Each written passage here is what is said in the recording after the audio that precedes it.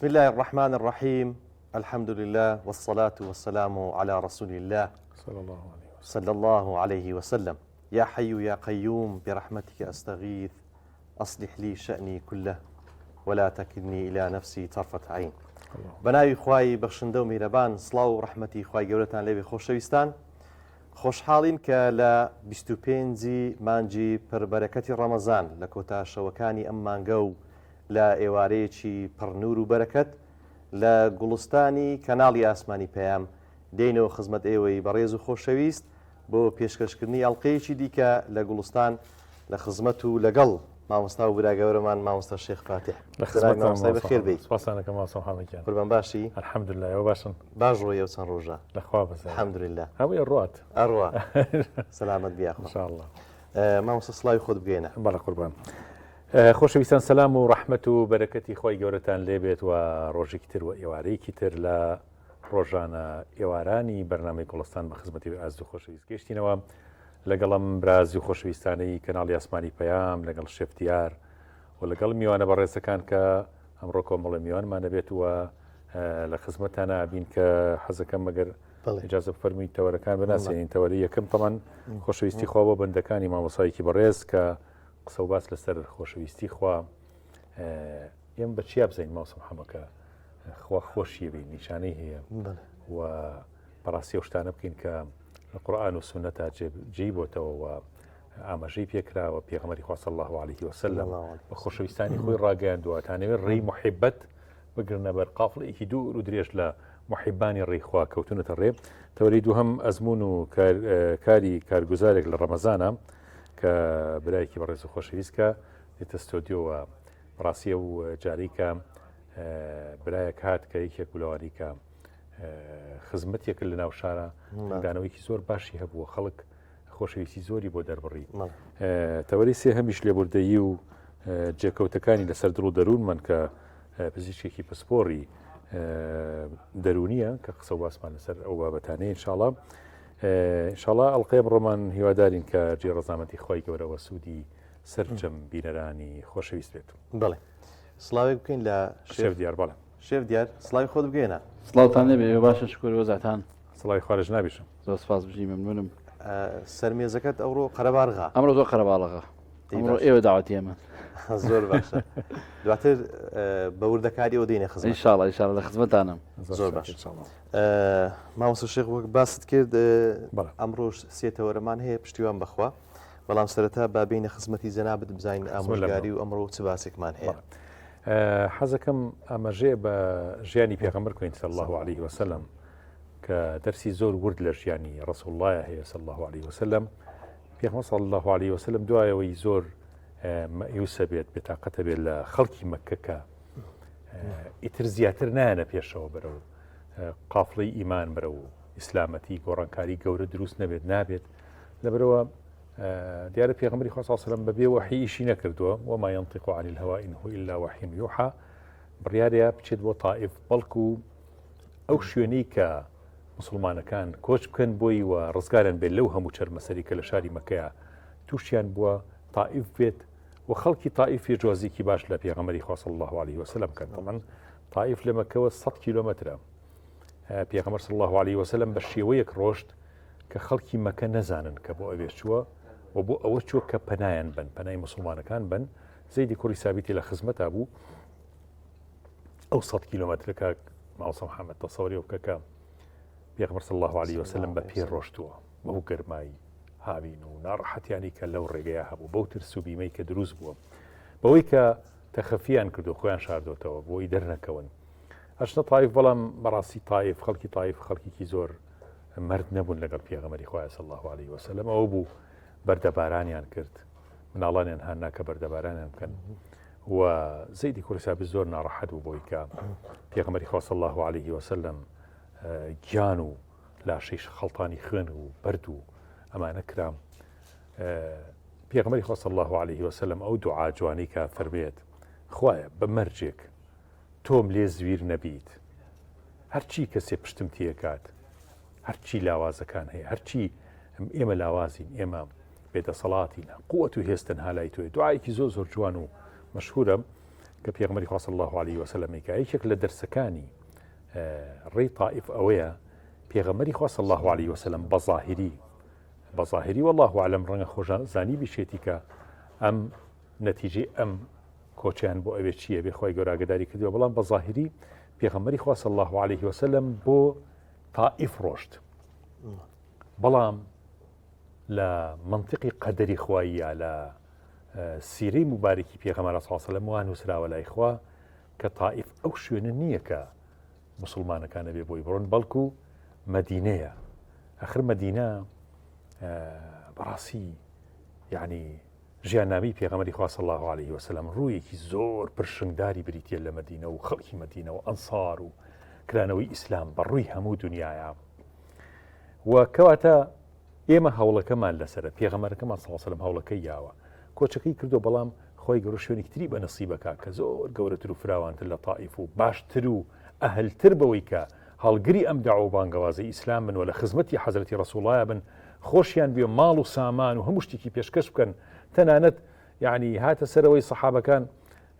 هەر کەسە لە مهاجری بردە ماڵی خۆی ئەی تەنانەت سەحابە هەبووە کەوتێتی کاکە من دوو ژنم هەیە گەڕی ئەڵەیەکیانە بواز لێنم یعنی بگاتە ئەو ئاستا لە مححبەت و لە خۆشەویستی و ماڵیان بەش نەکردو لەگەڵ سەحابەکانەوە ئەوە بوو سەحابەکان ژمارەیەکی زۆرن هەر لە مەدینە کەمانەوە نەگەڕانەوە جارتر بۆ مەکە لە پێغەمبەری خوا گەڕایەوە صلی الله عليه وسلم ئەبوو بەکر عومەر عوسمان عەلی ناو سەحابە گەورانە هەمویان لە ناو مهاجرینە توانەوە کەواتە لە قەدەری خوایە کۆچەکە مەدینە بوو نەک طائف لە قەدەری خوایە ئەوەی کە ئاهات بۆ پێشوازی پێغەمبەری خوا صلی الله عليه وسلم سەردار و گەورەکانی طائف و عەرەب نەبوون بەڵکو جین بوون عالەمی جن هاتن لە ڕێگەیە کە تەسلیم بە پێغەمبەری خوا بن صلی الله عليه وسلم ئەو طائفەی کە یەکەم طائفەی جنۆکەکان کە مسلمانە بێتوە پێغەمبەر صلی الله عليه وسلم تعلیمی ئیسلامیان ئەکات و شارەزایان بە ئیسلام ئەکات ئەمە خاڵێکی ترە لەو سیرەتە جوانەی لە پێغەمبەری خوا صلی الله عليه وسلم لە کۆچیا بۆ طائف ئەیبینین و بەڕاستی ئەوەی کە پێغەمبەری خوا صلی الله عليه وسلم بۆی چوو ئەوە بوو سەردار و گەورەکانی طائف ببنە مسلمان پشگیری دینەکە من بەڵام لای خوا بەندەیە کە ناوی عەداسی موسڵیە کە لەوانەیە کوردیش بوو بێ ماوەسڵ خەڵکی موسڵ بووە عەداسیە بە بۆڵێ ترێەوە کە گەورەکەی نێرەیە لە باخێکە هەڵێ بڕۆ ئەو دوو کەسە زۆر شەکە دیارن کەیت پێغەمبەری خوا صلی الله عليه وسلم دیارە یەکسەر پێغەمبەری خوا صلی الله عليه وسلم فەرمێت و خەڵکی وڵێ خەڵکی نینەوەڵێ خەڵکی یونسی کوڕیمەتی برام کە پێغەمبەری خۆی ئاڵە چۆن تۆی ناسیڵێ منش پێغەمبەری خۆم لەیە ئەکەوێ بەسەر دەست و قاچی پێغەمبەری خوا صلی الله عليه وسلم هەر ڕیوایەتە تۆ کە فەرمێت دەست و قاچی پێغەمبەری ماچ کردو صلی الله عليه وسلم کە گەورەکەی بینێڵێ ئەی هاوارمە خۆت ینی کاریگەری لەسەر بەندەکەی منیش دروست کرد لەوێ موسڵمانە بێ عەداس پێغەمبەری خوا صلی الله عليه وسلم بۆ گەورە و سەردارەکانی عەرەب ڕۆژ بەڵام پیاوێکی موسڵی بەندەیەک خۆی گەورە ئەو بە شایستەیەوە زانێکە محەممەد الموستەفا لەو ڕێک گەورە و توولانی کە گرتیە بەر 100 کیلۆمەتری بڕیوە بۆ طائف بۆ ئەوەی عەداسی موسڵی مسلمان ببێت چونکە ئەو شایستەی بەهەشتە نەک ئەو سەردارە سەر لێشێواوانەی قوڕیش و جەزیرەت العەرەب کە بەڕاستی هەتا توانیان محارەبەی ئیسلامیان کرد و دژایەتی پێغەمبەری خۆیان کرد صلی الله عليه وسلم دەستەکانت خۆش بی خوازای خوێرداتەوە هەر لایەنێکی ژیانی پێغەمبەر صلی الله عليه وسلم وەردەگری بە بەردەوامی و هەتا مێژوو هەیە و تا دنیا مایە پڕ لە پند و ئامۆژگاریە خوازای خێرداتەوە جەناب مامۆستا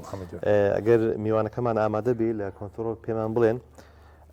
مامۆستا گیان من پێشوازی دەکەم لە مامۆستا ئەدیب قەرەداغی باسەکەمان لە خۆشەویستی خوا بۆ بەندەکانیە مامۆستا گیان فەرموو قوربان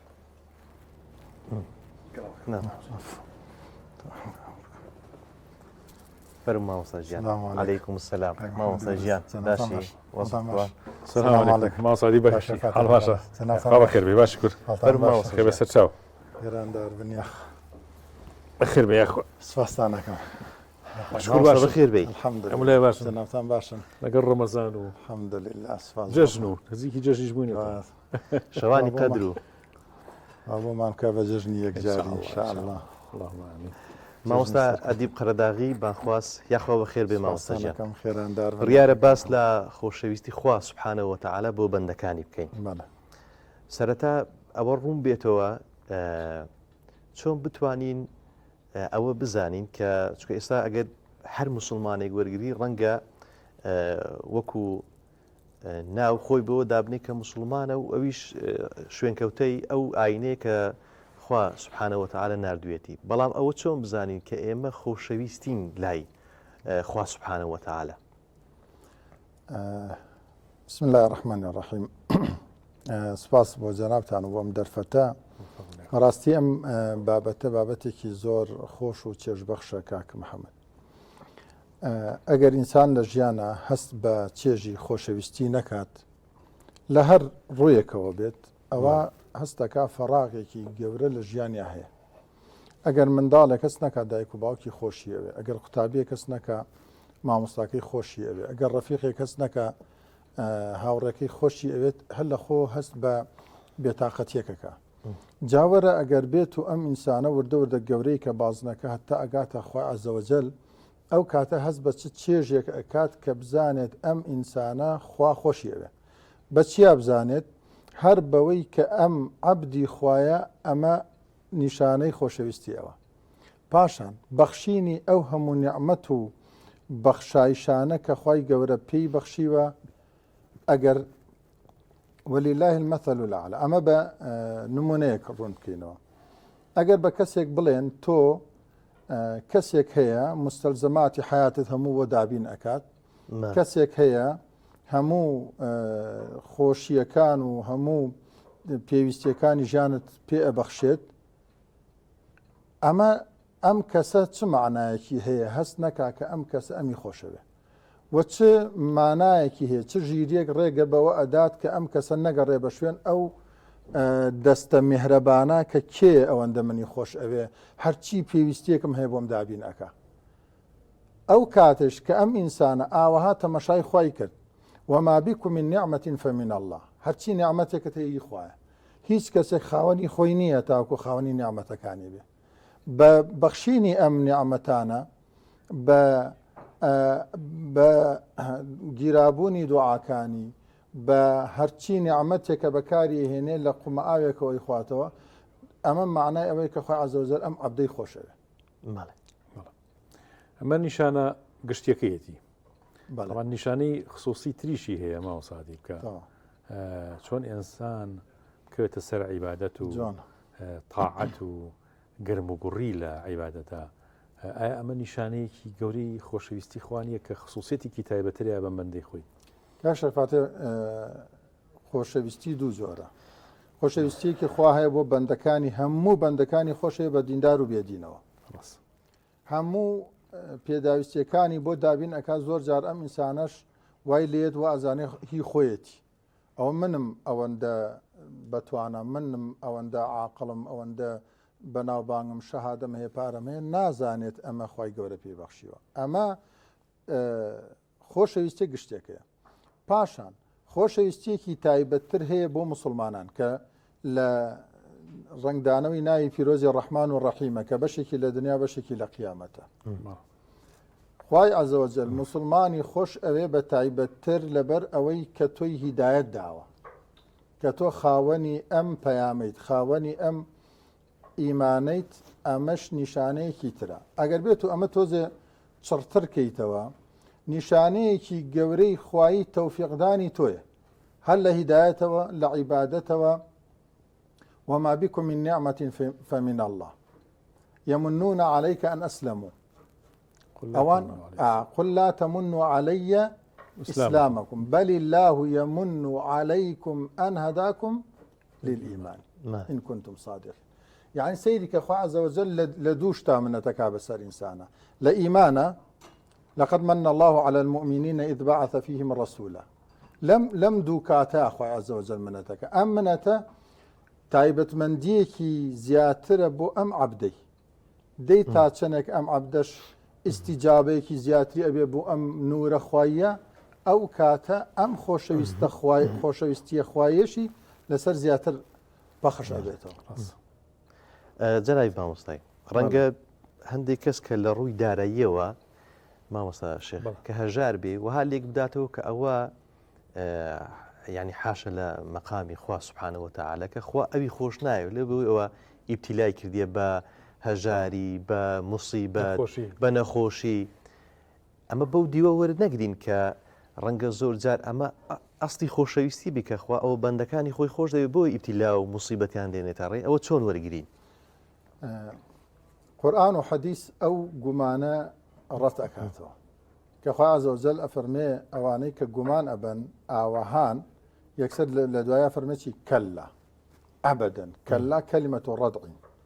یعنی بە هیچ جۆرێک ئەو شتەوەها نییە کە تۆ وابزانی فەئەکرەمەن ئەهانن کە لە کۆتایی هەردووکیانە ئەگەر یەکێک دەوڵەمەند بوو ئەوە بڵێ ئەکرەمەن خوا منی بە شایستە زانیەوە من زۆر مهمە من پێچەوانەکەی منیش ئەگەر کەسێک وەهانە بوو ئەهانن العیاذ بالله یعنی خوای عەزە وجەل ئیهانەی کردووە بەڵام یەکسەر خوا فەرمێکی کەللا ئەبەدەن وا مەزانە پێغەمبەر فەرمێکی صلی الله علیه وسلم بۆ عامی مصیبەت من یورید الله به خیرا یصب منه خوا خێری لە کەسێک بیوێت گرفتاری ئەکا ناڕەحەت ئەبێ بۆ ئەمەش یەکێکی ترە لە نیشانەکانی خۆشەویستی خوا بۆ ئەو عەبدە ئیتر بە جۆرێک ئیسراحەت و خۆشی و فەرەحی لە ژیانە دروست نابێت ئیلا ناڕەحەتیەک لە کێشەی خێزانیە هەبێ لە مادیە ئەبێ لە منداڵێ ئەبێ لە نەخۆشی ئەبێ لە سەرۆت و سامانی ئەبێ لە پێگەی ئەبێ هەر ئیلا یەکێک لەم ناڕەحەتیانەیە بێت جاری واشەیە چەند ناڕەحەتێکی ژێک ئەکەوێت ئەمەش بەڵگەیەکی ترە لەسەر ئەوەی کە خوای عەزە وەجەل ئەم عەبدەی خۆش ئەوێت چۆن ئەگەر مناڵێک یان تەڵەبەیەک شتێک ئەکات مامۆستاکەیان دایک و باوکەکەیان ئەو دۆستەی ئاگاداری ئەکاتەوە ئەمەش جاری وایە ئەگەر زۆرتر بڕوا زلەیەکی میهرەبانی لێ ئەدات خوای عەزە وەجەلیش ئەم زل لە میهرەبانیە هەندێک کات ئەدا لە ئینسانەکان بۆچی نەبادا تۆ پێ و هەڵبەخلیسکێ عەبدەکەم من تۆم زۆر خۆش ئەوێ نامەوێت تۆ لە من دوور بکەویتەوە بۆیە نەخۆشی ئەخات بۆیە قەرزاری ئەکا بۆیە تووشی حادیسەیەکی ئەکا معنای وانەیە خوا خەسەبی لێ کردووە خوا ڕقی لە عەبدەکانی نییە ئەگەر بێدینیش بێت تا ئەو سنوورەی ئیتر هیچ مەجالێکی هیدایەتی تیانامێنێتەوە ئەو کاتێکی کە ئەم ئینسانە ئاوەها تەماشای خوای عەزە وەجەلی کرد کە هەستی بەم خۆشەویستیە زۆرە کرد بۆ خۆی یعنی زۆر ضرورە هەمیشە لە بیری ئەوا بێ بیر لەوە بکاتەوە بڵێ خوا منی زۆر خۆشەوە ئەلەن جارێکیان پیاوێک لای کەعبا دوعا ئەکات ئەڵێ خوایە لەبەر خاتری ئەو خۆشەویستی زۆری تۆ هەتە بۆ من ئەو کارم بۆ بکەی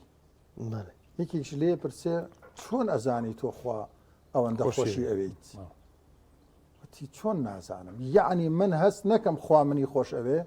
ئەو هەموو نیعمەتانەی پێبەخشیوم ئەو هەموو هیدایەتی پێداوم ئەو هەموو جوانی و تایبەتمەندیانە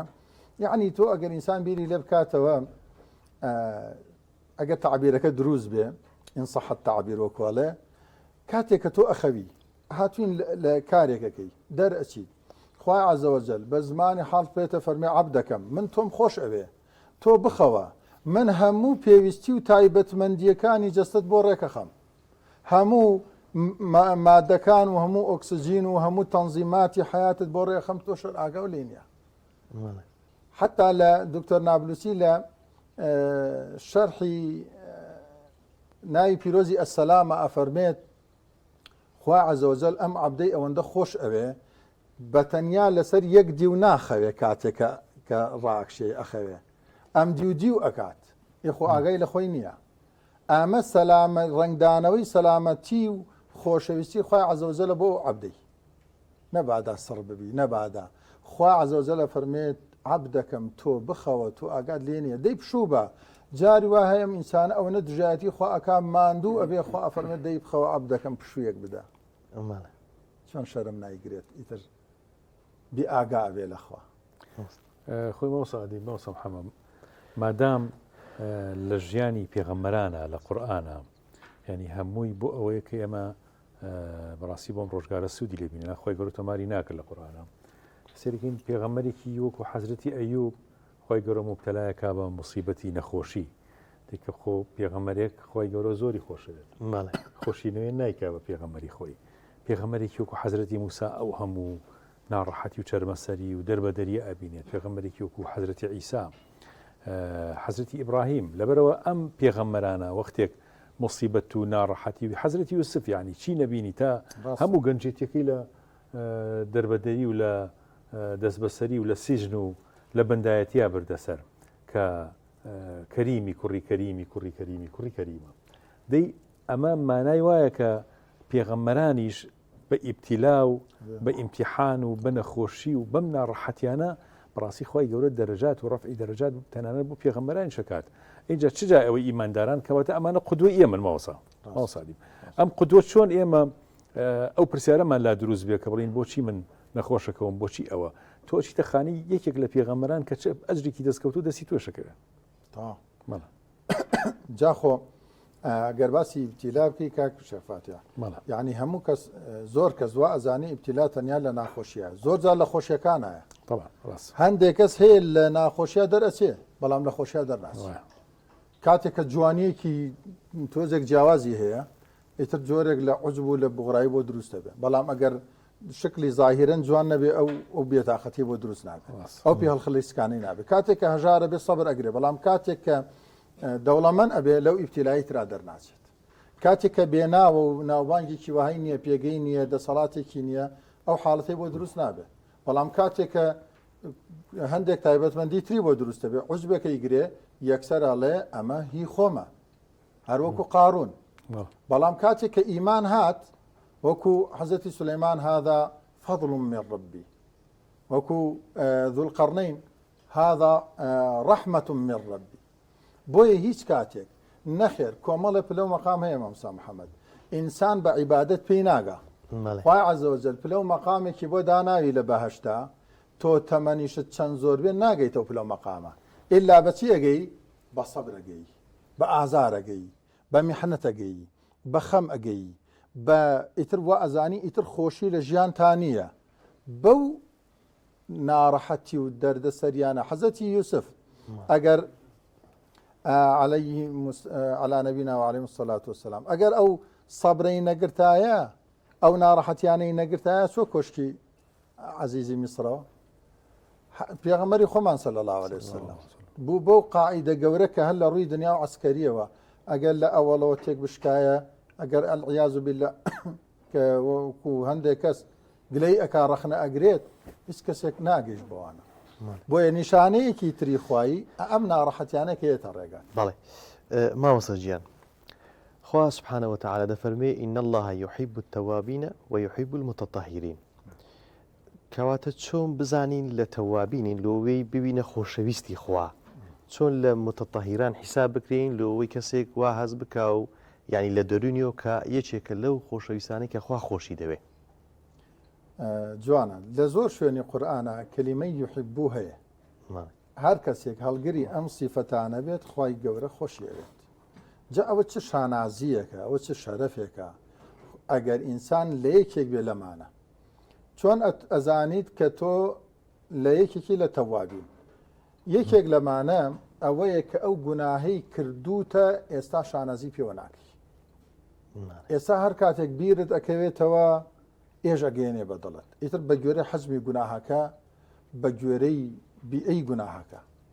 ئەو کاتێک کە ئاوەها بوو کە تەوبەی نەسوح ئەفەرمونون چۆن شیرێک لە گوانی مەڕێک دێتە خوار جارێکی تر ناگەڕێتەوە ناوی ئەو ئینسانش ئاوەها ناگەڕێتەوە سەر ئەو گوناهە هەر کاتێکیش کە بیری گوناهەکەی ئەەکەوێتەوە ئێش بەدڵی ئەگەیت خەفەت ئەخوات شانازی پێوە ناکات باسی ناکە خەڵک تەشجیع ناکات ئالەم حاڵەتە ئەم کەسە ئەگاتە پلەی تەوابین هەر کاتێکیش گەیشتە پلەی تەوابین ئیتر واز لە گوناحێنێت ئەگاتە بەرەو پلەی متطهرینەڕە کە ئەو حەدیثە قودسیە فەرمێ لا يزال عبدي يتقرب إلي بالنوافل حتى أحبه بەردەوام عەبدەکەم لێ نزیک ئەبێتەوە بە ئەنجامدانی سونەتەکان طبعاً دوای فەرزەکان هەتا ئەو عەبدەم خۆش ئەوێ هەر کاتێک خۆشەویست ئەبم بەو چاوەی پێی ئەبینێ سبحان الله ئەبم بەو گوێی پێی ئەبیستێ بەو دەستەی بەکاری هێنێ بەو قاسی پێی ئەڕوا جامع عولەمایان لە شەرحی ئەم حەدیثە فەرموون ئیتر ئەم ئینسانە وەهای لێ ناتوانێت گوناهکا بە چاوی ئەواگاتە پلەی متطهیرێ ئیتر ناتوانێت گوێ لە غەیبەت بگرێ هەر کاتێک گوناهی کرد و ئاسایی بوو بەلایەوە وەکو ابن مەسعود فەرمێ ئینسانی ئیماندار کاتێککە گوناهێکەکە وە ئەزانێ لەژێر کێوێک کاوەستاوە هەر ئێستانا ئێستا ئەم ڕوخە بەسەریە بەڵام ئینسانی گوناهبار کە ئاسایی بۆتەوە شتەکە بەلایەوە ئەزانێ مێشێک بە دەموچاوی نیشتێتەوە دەریەکە ئەگەر لە پلەی یەکەما بوو ئەوە لە تەوابین و متەطەهیرینە بەڵێ ئیتر ناتوانێت گوناح بکات ئیتر گوناه چێژ نابینێ لە گوناه ئیتر ئازاری ئەدات ئیتر خەم دای ئەگرێت ئەگەر نوێژێکی ئەفەوتێ دا ئەنیشەی ئەگری ئیتر ئەگاتە پلەیەک کە ئەوەندە تەرکی گوناهی کرد جا خۆی بە دووشت ئینسان ئەگا بەرەوخوا هەرچەنم بابەتە زۆر فراوانە مەگەر هەر گوڵبژێرێکی لێ چاکەکردن و عیبادەت لەگەڵ لەمە قورستر نەکردنی گوناح هەندێک کەس هەیە چاکەی زۆرە بەڵام گوناحیشی زۆرە ئەمە ناگات نایڵێ بڕوە یعنی باڵانسەکەی هەمیشە ئاوا یاریەکە چاکەکانی زۆر ئەبێ دواتر گوناهەکانی دایەگرێتەوە ئەو کاتێک کە ئەم ئینسانە بەرە و خوا ڕۆیشت وردە وردە وازی لە گوناح هێنا ئەبێ بە تەدریج و بەرە و خوا ڕۆیی ئەگاتە کام پلە ئەگاتە ئەو پلەیی کە خوای عەزەوجەل خۆشی ئەوێ هەر کاتێکیش خۆشی ویست حەزەتی جوبرائیل بانگەکات جبریل من فلانە عەبدم خۆش ئەوێ دەی تۆش خۆشت بوێ سبحان الله لەو حەدیثە بەڵێ طبعا مەوسڵ حەزەکەم پرسیارە لە ماوەسادی بکەم کە بڵێم نمونەی سەلەفی پێشینی ئێمە هەر بە پیرانی خۆمان پیاوە ساڵحەکان ژنە ساڵحەکانمان نمونەی خواناس و خۆشەویستی خوا و ئەهلی ئیمان و ئەهلی زیکر و تاعەتمان هەبووە پێم خۆشە جەناب بە نمونەیەکمان بوو باس بکەیت ئەگەر ئێستا لە بیرێ بێت لە ئەدێکی خۆتان لە منطقەکەی خۆتان لە کەس و کاری خۆت لە پێشینەکانمان کە بەڕاستی جاریوە کەسێک زۆر نەخێنوار بۆ ماوەسڵ بەس بەڕاستی نیشانەکانی خۆشەویستی خوا و مەحەبەت و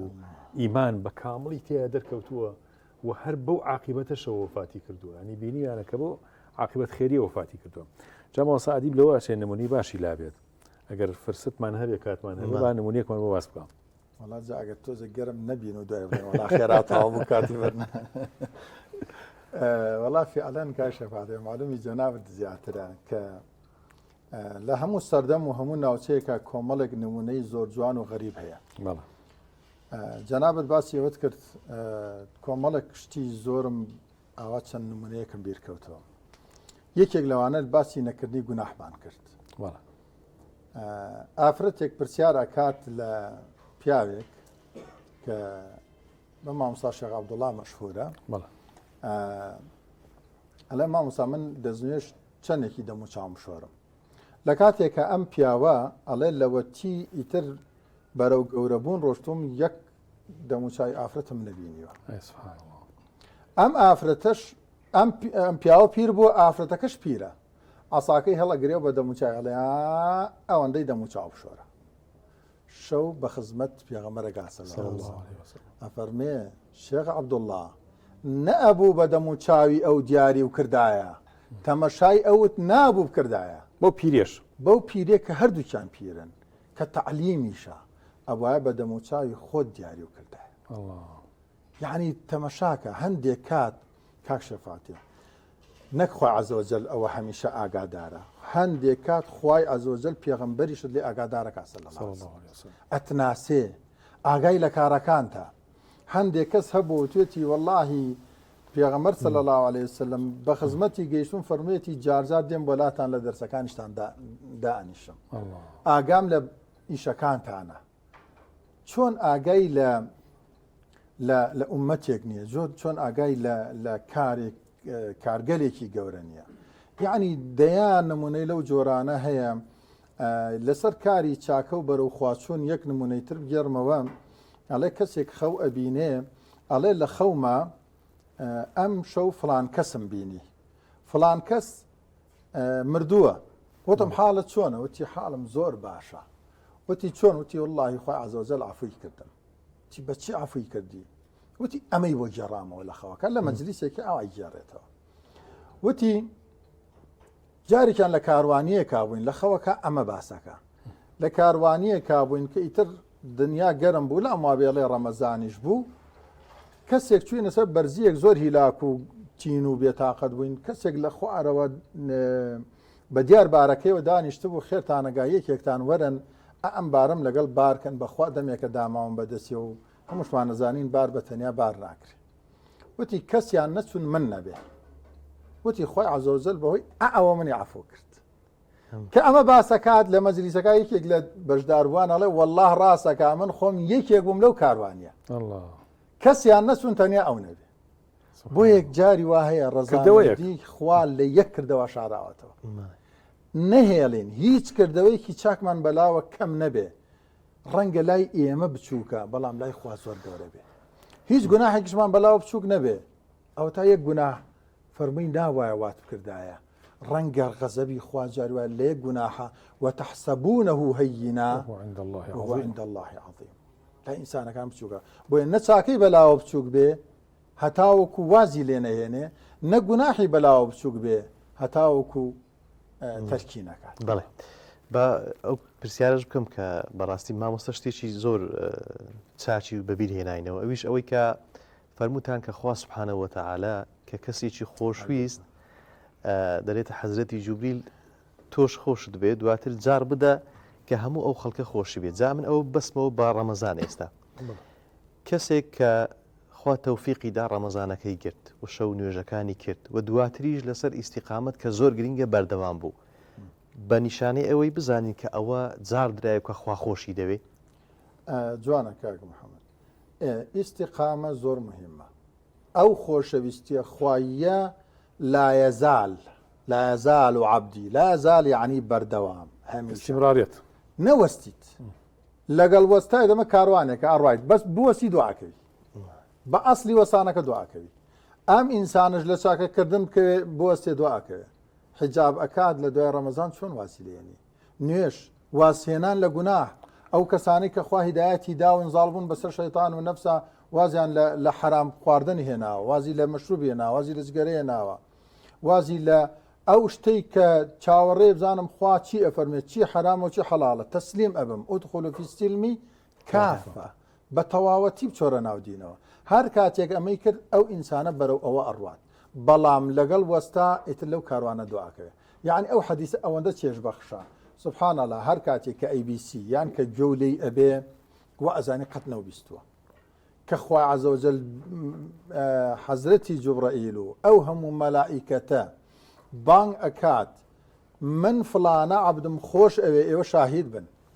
ئێوەش خۆشتان بێ هەر بەمەشەوە نا فيوضع له القبول في الأرض ئەم خۆشەویستە ئەوە بەزێتە سەر زەوی دەیان کەسێ جەنابەت هەر نایناسی بەڵام چەند تۆی خۆشەوێ چەند حەز بە قسەکانت ئەکات یان تو هەر نازانی ئەمە چەندێ تۆی خۆش ئەوێت بۆیە ئەمە بەچێ بێ بەو لا يزال عەبدیە هەتا ئەگاتە ئەو پلەی کە ئیتر چاوی گوناح نابینێ کە ئیتر ئەگاتە ئەو پلەی کە پێغەمبەر صلی الله علیه وسلم ئاوەها ئاگاداری کاتەوە جا لە کۆتایە فەرمێ چی وەلئین سەئەلەنی لەئوعتیەنە ئەگەر هەر کاتێک داوام لێ بکات من پێی ئەبەخشم ولئین استعاذنی لأعيذنه سبحان الله يعني ئەم کەسە ئەگاتە چ پلەیەک ئەمە پلەی ویلایەتە کاکشێ تۆ هەر داوایەک بکەی من پێت ئەبەخشم وە پەناشم پێ بگری لە هەرچیەک من پەناو ئەدەم وما ترددت عن شيء سبحان الله من لە هیچ شتێک تەڕەدودم نییە ئێمە ظاهری حەدیثەکە بە معناکەین لە هیچ شتێک تەڕەدودم نییە ئیلا ئەوە نەبێ کە ئەمەیە ڕۆحی عەبدەکەم بکێشم و لە دنیای دەربکەم بەڵام ئەو حەز ناکات یعنی مادام عەبدەکەم حەز ناکا منیش حەز ناکەم بەڵام ئەوە سنەتێکە و ئەبێ بکرێ جەزاکەڵڵا مامۆستا کاتمان ماوەسم هەڵی کاتمان تەواو بوو گوتارەکانی مامۆستاش و گفتەکانی زۆر شیرین و چێژبەخش بوون لەم ئێوارە پڕبەرەکەتە عازیەتماندا زۆر بەڕێز مامۆستا ئادیم قەرەداغی خوا گەورە جزای خێر بداتەوە ئینشاءالله خوا خۆشی دەبێ و خوا خۆشی بوێی جنابیشتانی خۆش بێ و خوا لەوانەمان حساب بکە کە عەبدێکی یعنی بەزەیی بەو هەژاری و داماوی و کۆڵەواری و دەسەوسانیمان نابێتەوە هەرچیەکمان هەیە وما أصابك من حسنة فمن الله وما بكم من نعمة فمن الله هذا رحمة من ربي هەرچیەکمان هەیە خوا بەزەیی بەم داماوی ئێمە هاتۆتەوە بۆیە ئەم نیعمەتانی پێبەخشین هەروەک مامۆستا نووسێ فەرمێ خوا کۆمەڵێک نیعمەتت پێدا بۆی تۆ بەرزکاتەوە بەڵام بەهی خۆتی نەزانی هەر کاتێک بەهی خۆت زانی ئیتر لەو پلە جوانە ئینسان ئەکەوێتە لەمە حوبێتەکەوی بەڵام کە بەرەوخوا ڕۆی یحبهم ويحبونه ئەوان خۆیان خۆشەوێ خوش ئەمانی خۆش ئەوێ ئەو کاتە ئیتر نە لە مردن ئەترسێ نە لە قیامەتە ترسێ تەنانە دوای لێ لە جەهەنمیش ناترسێ وەکو ئەو کەسەی لێ ئاخرشت عرزتیکەم ئاوەڕ ئەداتەوە کە ئینێرن بۆ جەهەنم هەر ئاوەڕ ئەداتەوە ئەڵێن بۆ لا ئەکەیتەوە ئەڵێ وەڵای ئێسێشە چاوەڕێی ڕەحمی خوا خۆشەویستی خوای خی گەورە بەر ئەو ڕەحم و خۆشەویستیمان خاو جەناویشتان لەش ساغ و تەندروست یاخۆ سەلامەت بی مامۆستا ژیان یاخۆ بەخێر بێت بەڕێزان و خۆشەویستان ناوبڕێک وەردەگرین دواتر گوڵستان بەردەوامی پێدەدەین دووبارە سڵاوتان لەبێ خۆشەویستان لە لای شێفین مامۆستا شێخ عادەتەن مەطبەخ هەر خۆشە ڕەمەزانان خۆشترەوە نیە بە تایبەتی لەو بەرەبەری ئێوارەی و خەڵک بڵێ شێف وەزعت کووە زۆر باشن یاڕەبی باش من هەستەکەم ئێمڕۆ تۆ زیاتر دڵی خۆشە تۆ خەڵاتی هێنا بۆ ئێمە بڵێ دیاریت بۆ هێناین تەسبیحی بۆ هێناین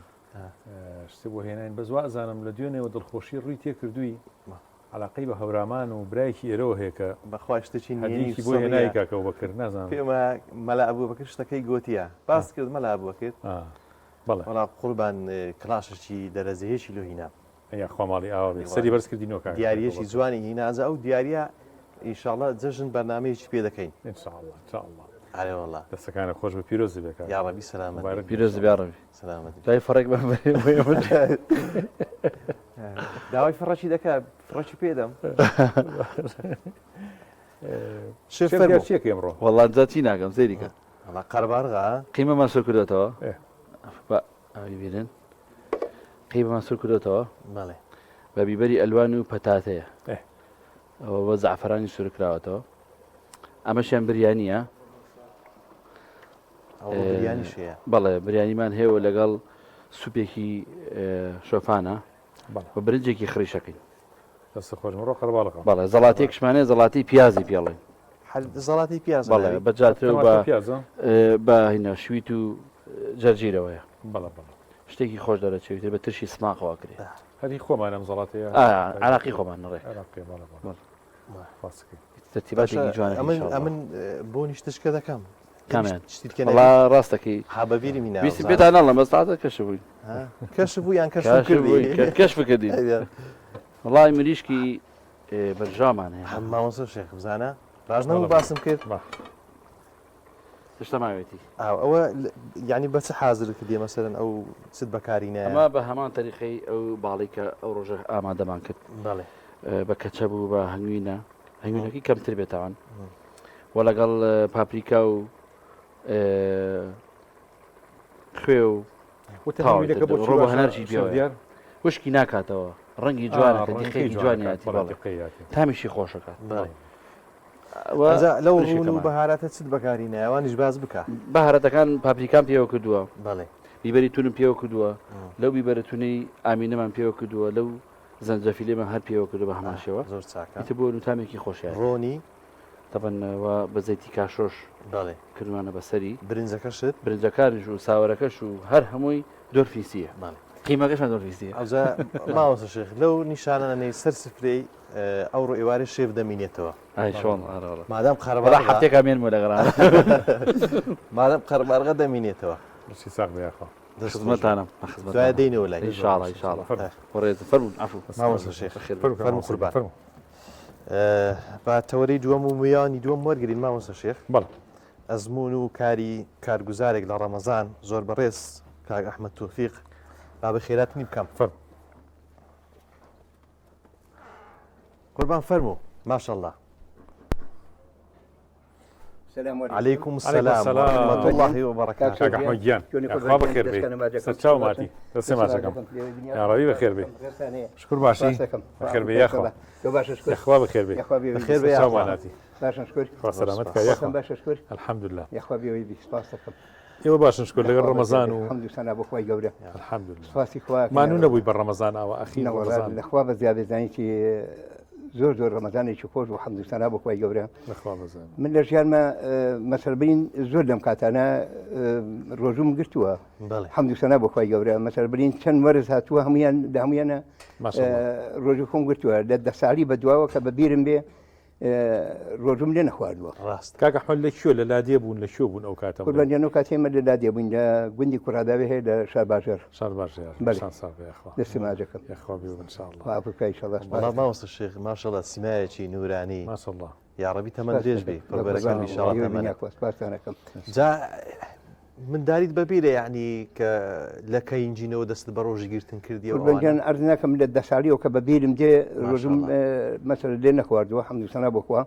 ئەوەندەی کە مەسەلە برین بەبیرم بێ و کە ئاگەرم لێ بوو بێ مەگەر خوا نەخواستیان نەخۆشیەکیان شتێک بەسەرات بینە ڕۆژم لێ نەخواردووە. کاک ئەحمەد لە کوڕەداوێ بەڵێ دیارە مزگەوتان هەبووە بەڵێ مەلاتان هەبوو مەلای باشوە سپاس بۆ خوا مامۆستای چاکمان هەن ئێستش مامۆستای چاکمان هەیە حەمد و سەنا بۆ خوایە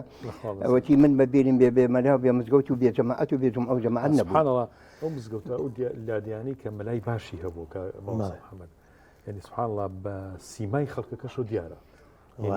مامۆسای مزگەوت بەڵێ کاریگەری زۆر زۆر بۆ لە لاتیا ئێمەیەکی لەوانە بڵێ مامۆستا مەلا مستەفا کە مامی مامۆستا مەرەحمەی شەریعەیە بەڵێ تەنەها مەلای پێگەیاندوە لەوێ وەکو مامۆستا مەلا تەوفیقی کەنار بێ وەکو مامۆستا مەرەحمەی گۆمڵێ وەکو حجرەی هەبوو مەدرسە بەڵێ وەکو مامۆستا مەلا عەبدوڵڵای وەڕازی کە خواپیان کار نەماون ینی فەقیز تیا بۆ دیەکەتان معدل فەقیه هەرتیا بووە. بەڵێ بەڵێ ئەرە وەڵا حەمد و سەنا بۆ خوا ئێستش بڵین لەخوا بەجابێ شوێنەکەی جیراوەتەوانی وەکو مامۆستا مەلا ئەحمەد کەوا مەسەلە لەخوا بەجابێ تەنەها مەلایکەی پێگەیاندووە زۆری بەرەکەتی ئەو کاتێ مامۆستا شێخ ئەرە وەڵا بەرەکەتی ئەو کات بەردەوامە بەڵێ ڕاست یاتر سپاس بۆ خوا کەت بێ مەلا و بێ مزگەوت و بێ جەماعەت و بێ جومعە نەبوون. کاک ئەحمەد ئەگەر باسێکی ڕەمەزانی ئەو سای کوڕەداوێمان بۆ بکەیت چۆن بەڵێ یعنی خەڵک و خواردن وانە بوو بەڵام خەڵک دڵی خۆش بوو خەڵک ئەو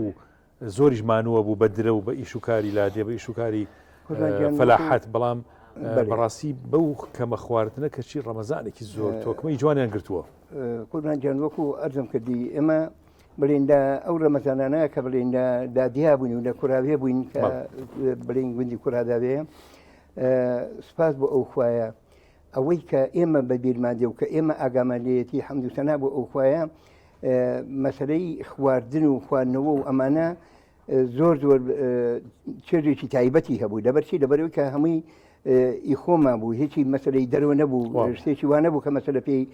ناڕەحەت ببی پێی تێک بچی هەمووی مەسەلە برین ئەوەی کە هەمان بوو دەستکردی خۆمان بوو فەلاحەتی خۆتان فەلاحەتی خۆمان بوو وەکو مەسەلە برین نان و وەکو مەسەلە برین خواردن و وەکو نۆک و نیسک و ساوەر و مەرەزەوەڵا وەکو عەرزم کردی مەرەزەی لێ نەیەکرا چونکە برین ئاوێکی ئەمە نەبوو بەس وەکو مەسەلە برین ئەو شتانە ئەنجا معدن مەسەلە برین نەخوا بەجابێ تەبایی و یەکریزی ناو ئاوایش حەمد و سەنا بۆ ئەو خوایە ئیتر زۆر زۆر ئەوەندەش کە خۆشی کرده بوو بۆمان زۆر مەسەلە برین بە شێوەیەکی جوان هاتە پێشەوانێ ڕەمەزانەکەمان نەجاکەت مەسەلە هەموو ڕەمەزانێ مەسەلە پاشێوان ئەو کاتە تەپلی هەبوو بەڵێ سەڵاکرا تەپلیان لێیە بڵین بۆ پاشێوێ ئەنجا مەسەلە برین جێژنانیش وەکو جێژنیش لە ماڵەوە نان نییە خورا هەتاوەکو نانی جێژنیان لە مزگەوتیان نەخواردا هەر کەسە لە ماڵی خۆی نێکی بر بۆ مزگەوت و لێ دانیشتن بە یەکەوانی هەموو نانەکەیان نەخواردی و نانی مەسەلە برین جێژنە پیرۆزدان دەکرد و ئەنجا گەڕانەوە بۆ ماڵ ئەو نانخواردنەی جەژن و مزگەوت خۆش بوو زۆر خۆش بوو زۆر زۆر خۆش بوو مامۆستا بەڕاستی زانێکی من تا ئێسەکانە ئەو لەزەتێکە لەو کاتە بووە لە ئێستا نییە نەوەڵا لە ژیان خەریکی چ ئیش و کارێک بووی بە زۆری ڕای قوربانگیان لە ژیانی خۆمان من مەسەلە برین وەکو هەتاوەکو نەهاتبووینە ناو شار و ئەمانەوانێ هەر کەریکی کاروان و ئەمانە بووین ڕۆژین بۆ ئەم گەرمیانەی خوارەوانێ بۆ منتیقەی هەمەوەند و بۆ بەری تاالبان و قەشکە و وێڵە و دێڕەشۆمەم لە ئەمانە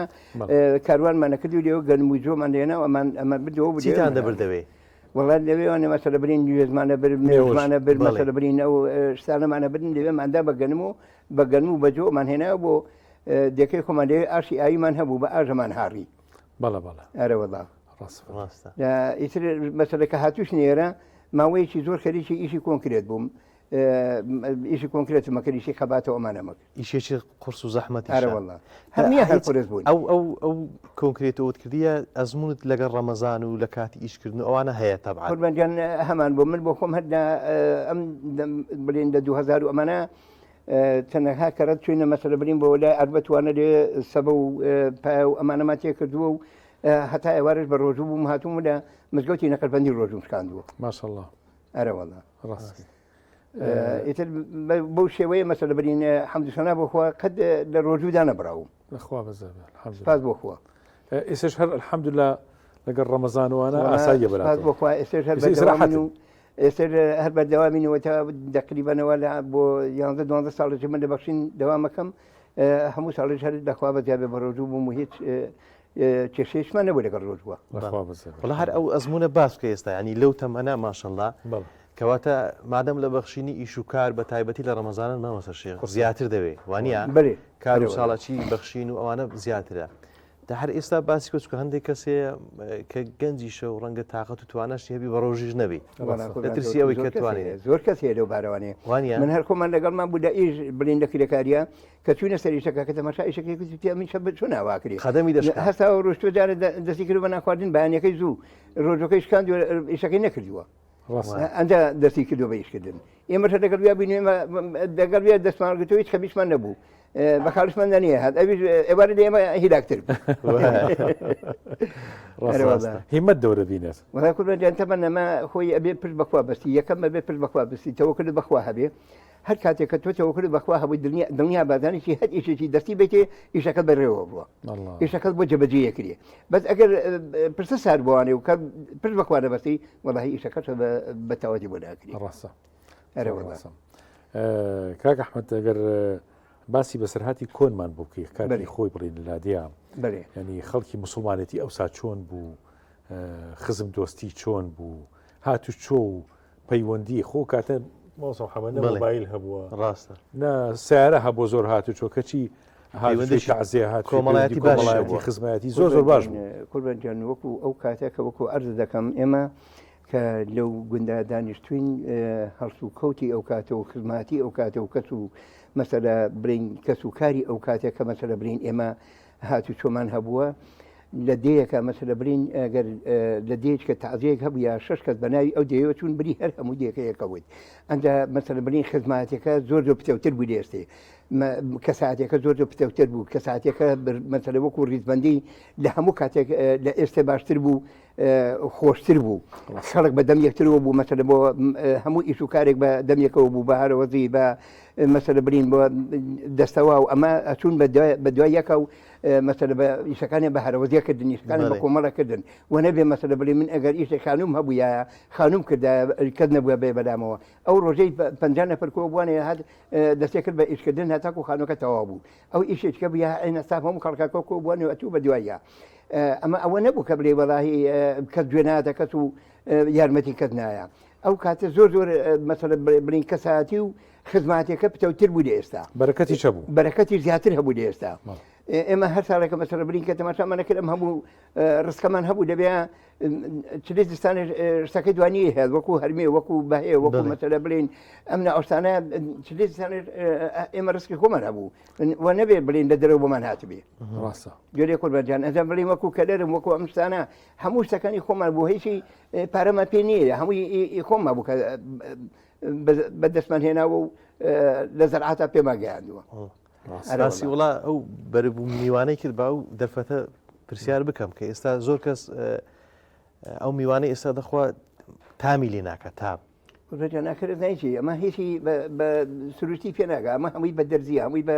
کیمیاییە هەمووی بە وەکو مەسەلە چۆن ئێسێ مریشکە مەسڵحەکان هەمووی بە پڕۆتین و بە ئەمانە زلە بن و گەورێ بن ئەم زەرعاتە ئێستا هەمووی هەر بە ئەو ناوەشتانە پێیەکە و زووتر ئەنجا هیچ تامیشتیان نیە سەد پرتەقالی لێت کە بەقەت پرتەقالیی ساڵانی زووی هەرتاکان تامی لێ ناکەی ڕاستە جۆنێ قوربانجان ئەجا هەنارێگەین تەماشاکەم هەنارە هیچی لە پایان نابێ هیچ سامێکیانە چونکە بۆچی نازانی چۆنیە نازانی هەناری کوێ نازانی لەکوێ بەخێو کراوە بەس ئێمە ئەو کاتێ ئیخۆمە بووە مەزانی لە چ بڕێگەی کێ لە چ مەسەر بلین لە شوێنەکە پیا بووە ئێمە معدل ئەو ئاوە سازگار و خۆشەمان هەبوو دڵنیا لەسەرکانیەکانەکە بەرزێکی تێکەی ئەو کاتە ماوەسەڵ حەمەوت سێرەکەین حتا بنەتۆویش گۆڕاوە سە بنەتۆوی ئەوسا گەنمی قەناری بوو نازانم گەنمی چی مسڵی بوو گەنمە مەکسیکا گەنمە ڕەشگوڵ هەبوو مەسەرە گەنمەی قەندەهاری هەبوو مەسەرە برین گەنمە زەرکە هەبوو ئەمانە هەمویان هەبوو نێستەکانە وڵی ساڵن کە گەنمی قەندەهاری دێنایوانێ هەر حەزت دەکرد بیکە بە کولێرە و بیخۆی بەزێتەکانە هیچ تابێژیتیانە نادەم ئەم ئاردەکە دێتوانە بۆ لای ئێمە هەر ئار نییە هەر بۆ خۆی سوتاوە هیچ ئاگای لە هیچ شتێکی نییە نازانی چۆن ڕاستە جا هەر ناوچەیەک بەربوومەی تایبەتی هەیە لە کوڕداوێت یعنی چی زۆر بەرەکەت و ئەوەی هەبووە چ بەرهەمێک زیاتر قوربانجان ئێمە ئەوەی کە لەو کاتە کە ئێمە بەدەستمان هێناوە هەرچی دەست بۆ ئەبر سپاس بۆ ئەو خوازانێکی بەرەکەتێکی زۆر زۆری هەبوو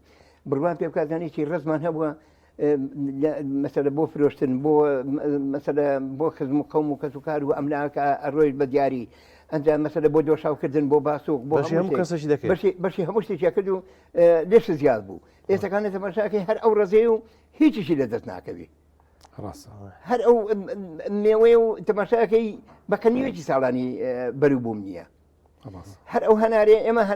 نەودووەکە هەنارمان بەجێ سۆ لەسەر شاخێک بووە بڕوان پێ کۆکتم ڕەنگە تەڕاویانە بە بکاتمان هەنارەکەی بە خۆی وا بوون هەنارەکانی لە 2 ساڵی پێ بێ کاتینوانێ دەمەژاکەی لەسەر ئەو شاخەی هەر هەنارێکی جوانی گرتو هیچی وشەی نەبووە جێ قوربانجان بەڕاستی ئەنجام بڵین مەتیقی ئێمەش بۆ ئاو لەکوا بەجابێ ئاوێکی زۆری هەیە ئێستا شەر باشە بڵێ ئێستا شەروایە حەمدوسەنا بۆ ئەوخوایە ئێمە ساڵانی زوو کە لێ بووین 4 ئاشمان هەبوو ئاشی ئاوی دوانی هاوینی بوو دوانی زستانی بوو دوانیان هاوینان ناگەڕا دوانی شەن دستانان جێ کوڕمان پێویستمان بۆ نەبوو کە لە مەسەر لە شار ئارد بەهاڕین و بیێنینەوانێ هەلێ بخۆمان گەنمەکەمانە بەدا ئاشیۆمان هاڕی و ئەمان کرد بە کولێرەوە ئەمان کرد بە نان و ئەما خوارد ئەوە زۆر زۆر ئاسانکاری بوو بۆ وڵاتی خۆمان و بۆ ئەم لاولان ئەوە باسی سلجوق و باسووقە کرد چۆن دروستەکرێت ئێوە کردوتانە لە لادێ بەێ قوربان ینی چۆن ئەکرێت قوربانجان خۆی برین نەوتری ئەگوشی ئەیکەی بە برین ئەیکەی بە دۆشاو دۆشاوەکە لە قولێنی ئێترەنجە مەسەرە برین ئاردێکی جوان دێنی ئاردێکی مەسەر سپر و جوان دێنی ئەیکەیە ناو دۆشاوەکەوانێ و بۆ خۆی ئەنجا دای ڕێژی ئەیکەی تەسینیوانێ ئەنجا قاڵب ئێبڕی و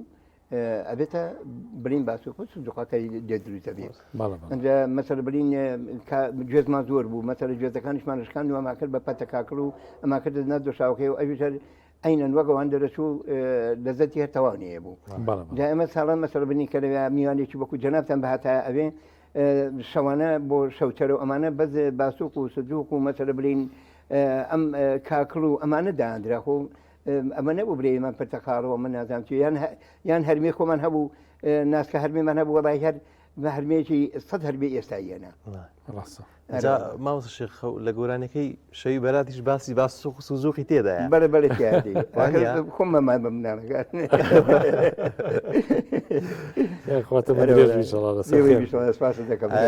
با باسیشی سا بکەین حاجیژن مای ئینشاءڵڵا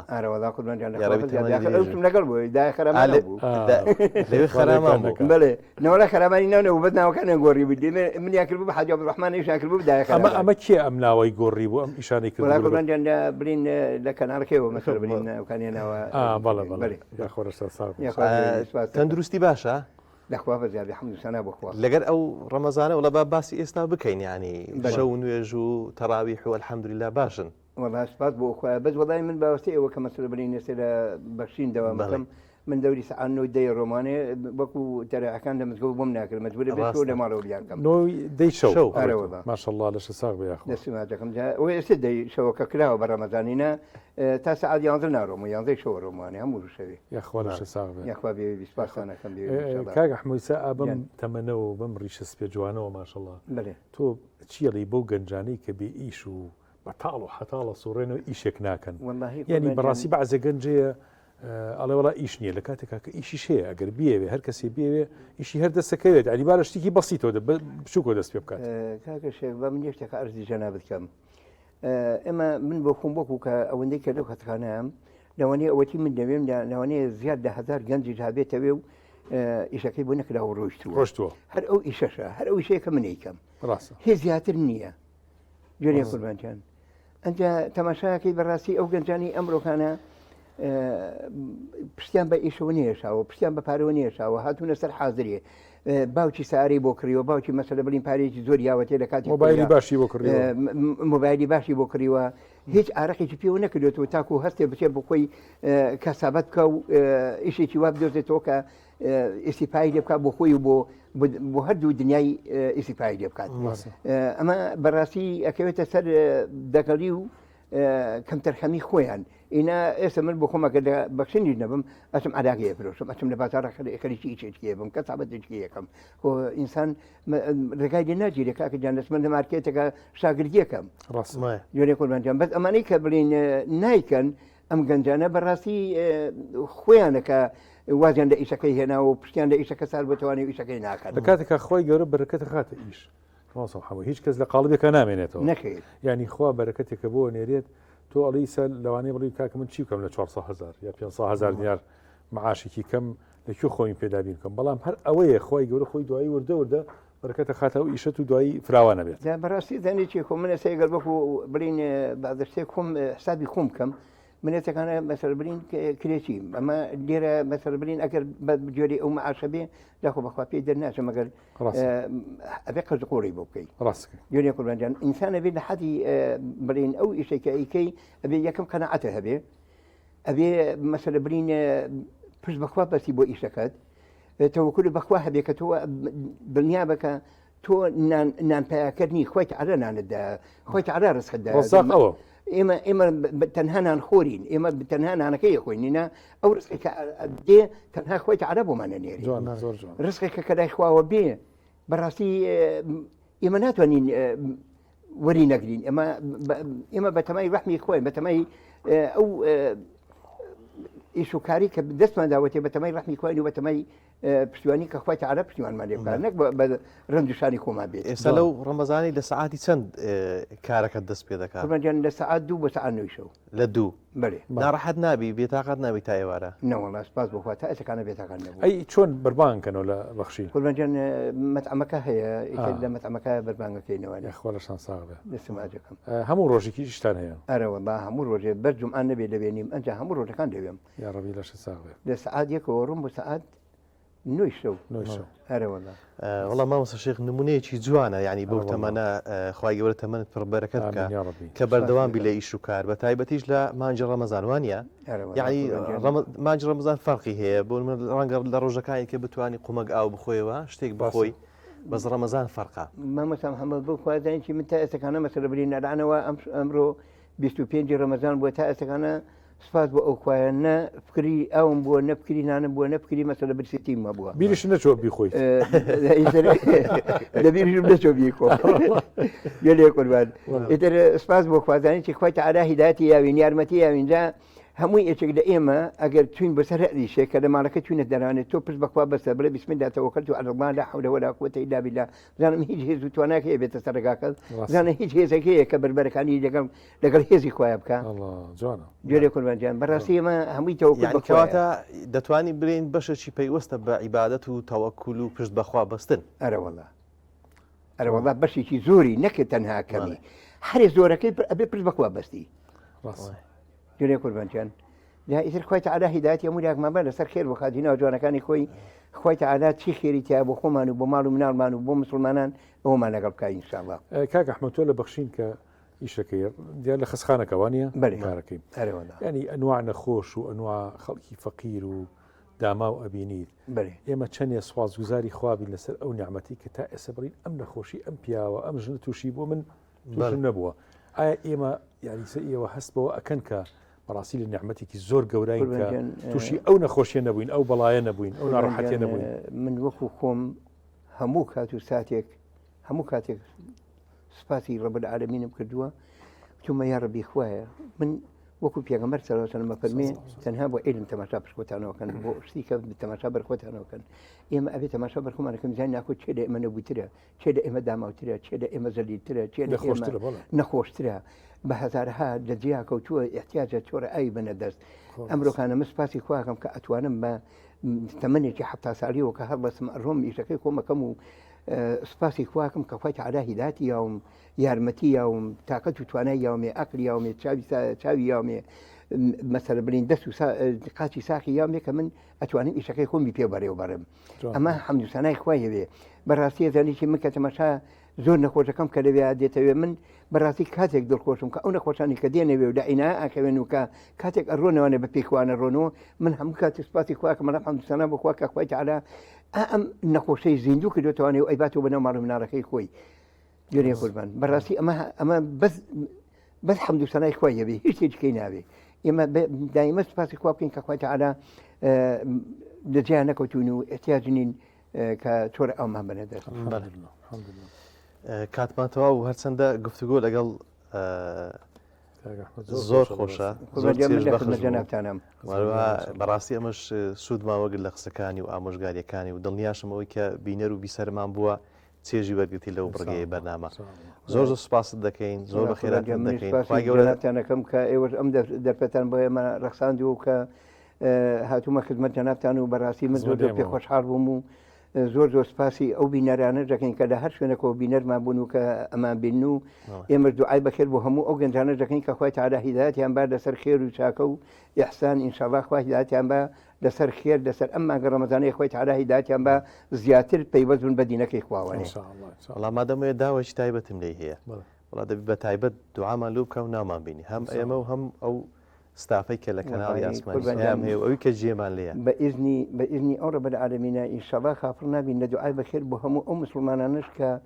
لە هەر شوێنێکن لە هەت عەردەگا کە جێری گرفتێکیان هەیە بەخسووسیش ئەو مسلمانانەی کە لە غەزە و لە پەلەستین کە لیان کەوماوە کە لەژێر تەنک و تۆپ و تارە و ئەنواع ئەشعار حد هەر چوار لەوانێ وەکو هەردیها دەمیان لێکردوونەوە کەلیکی خواردنیانن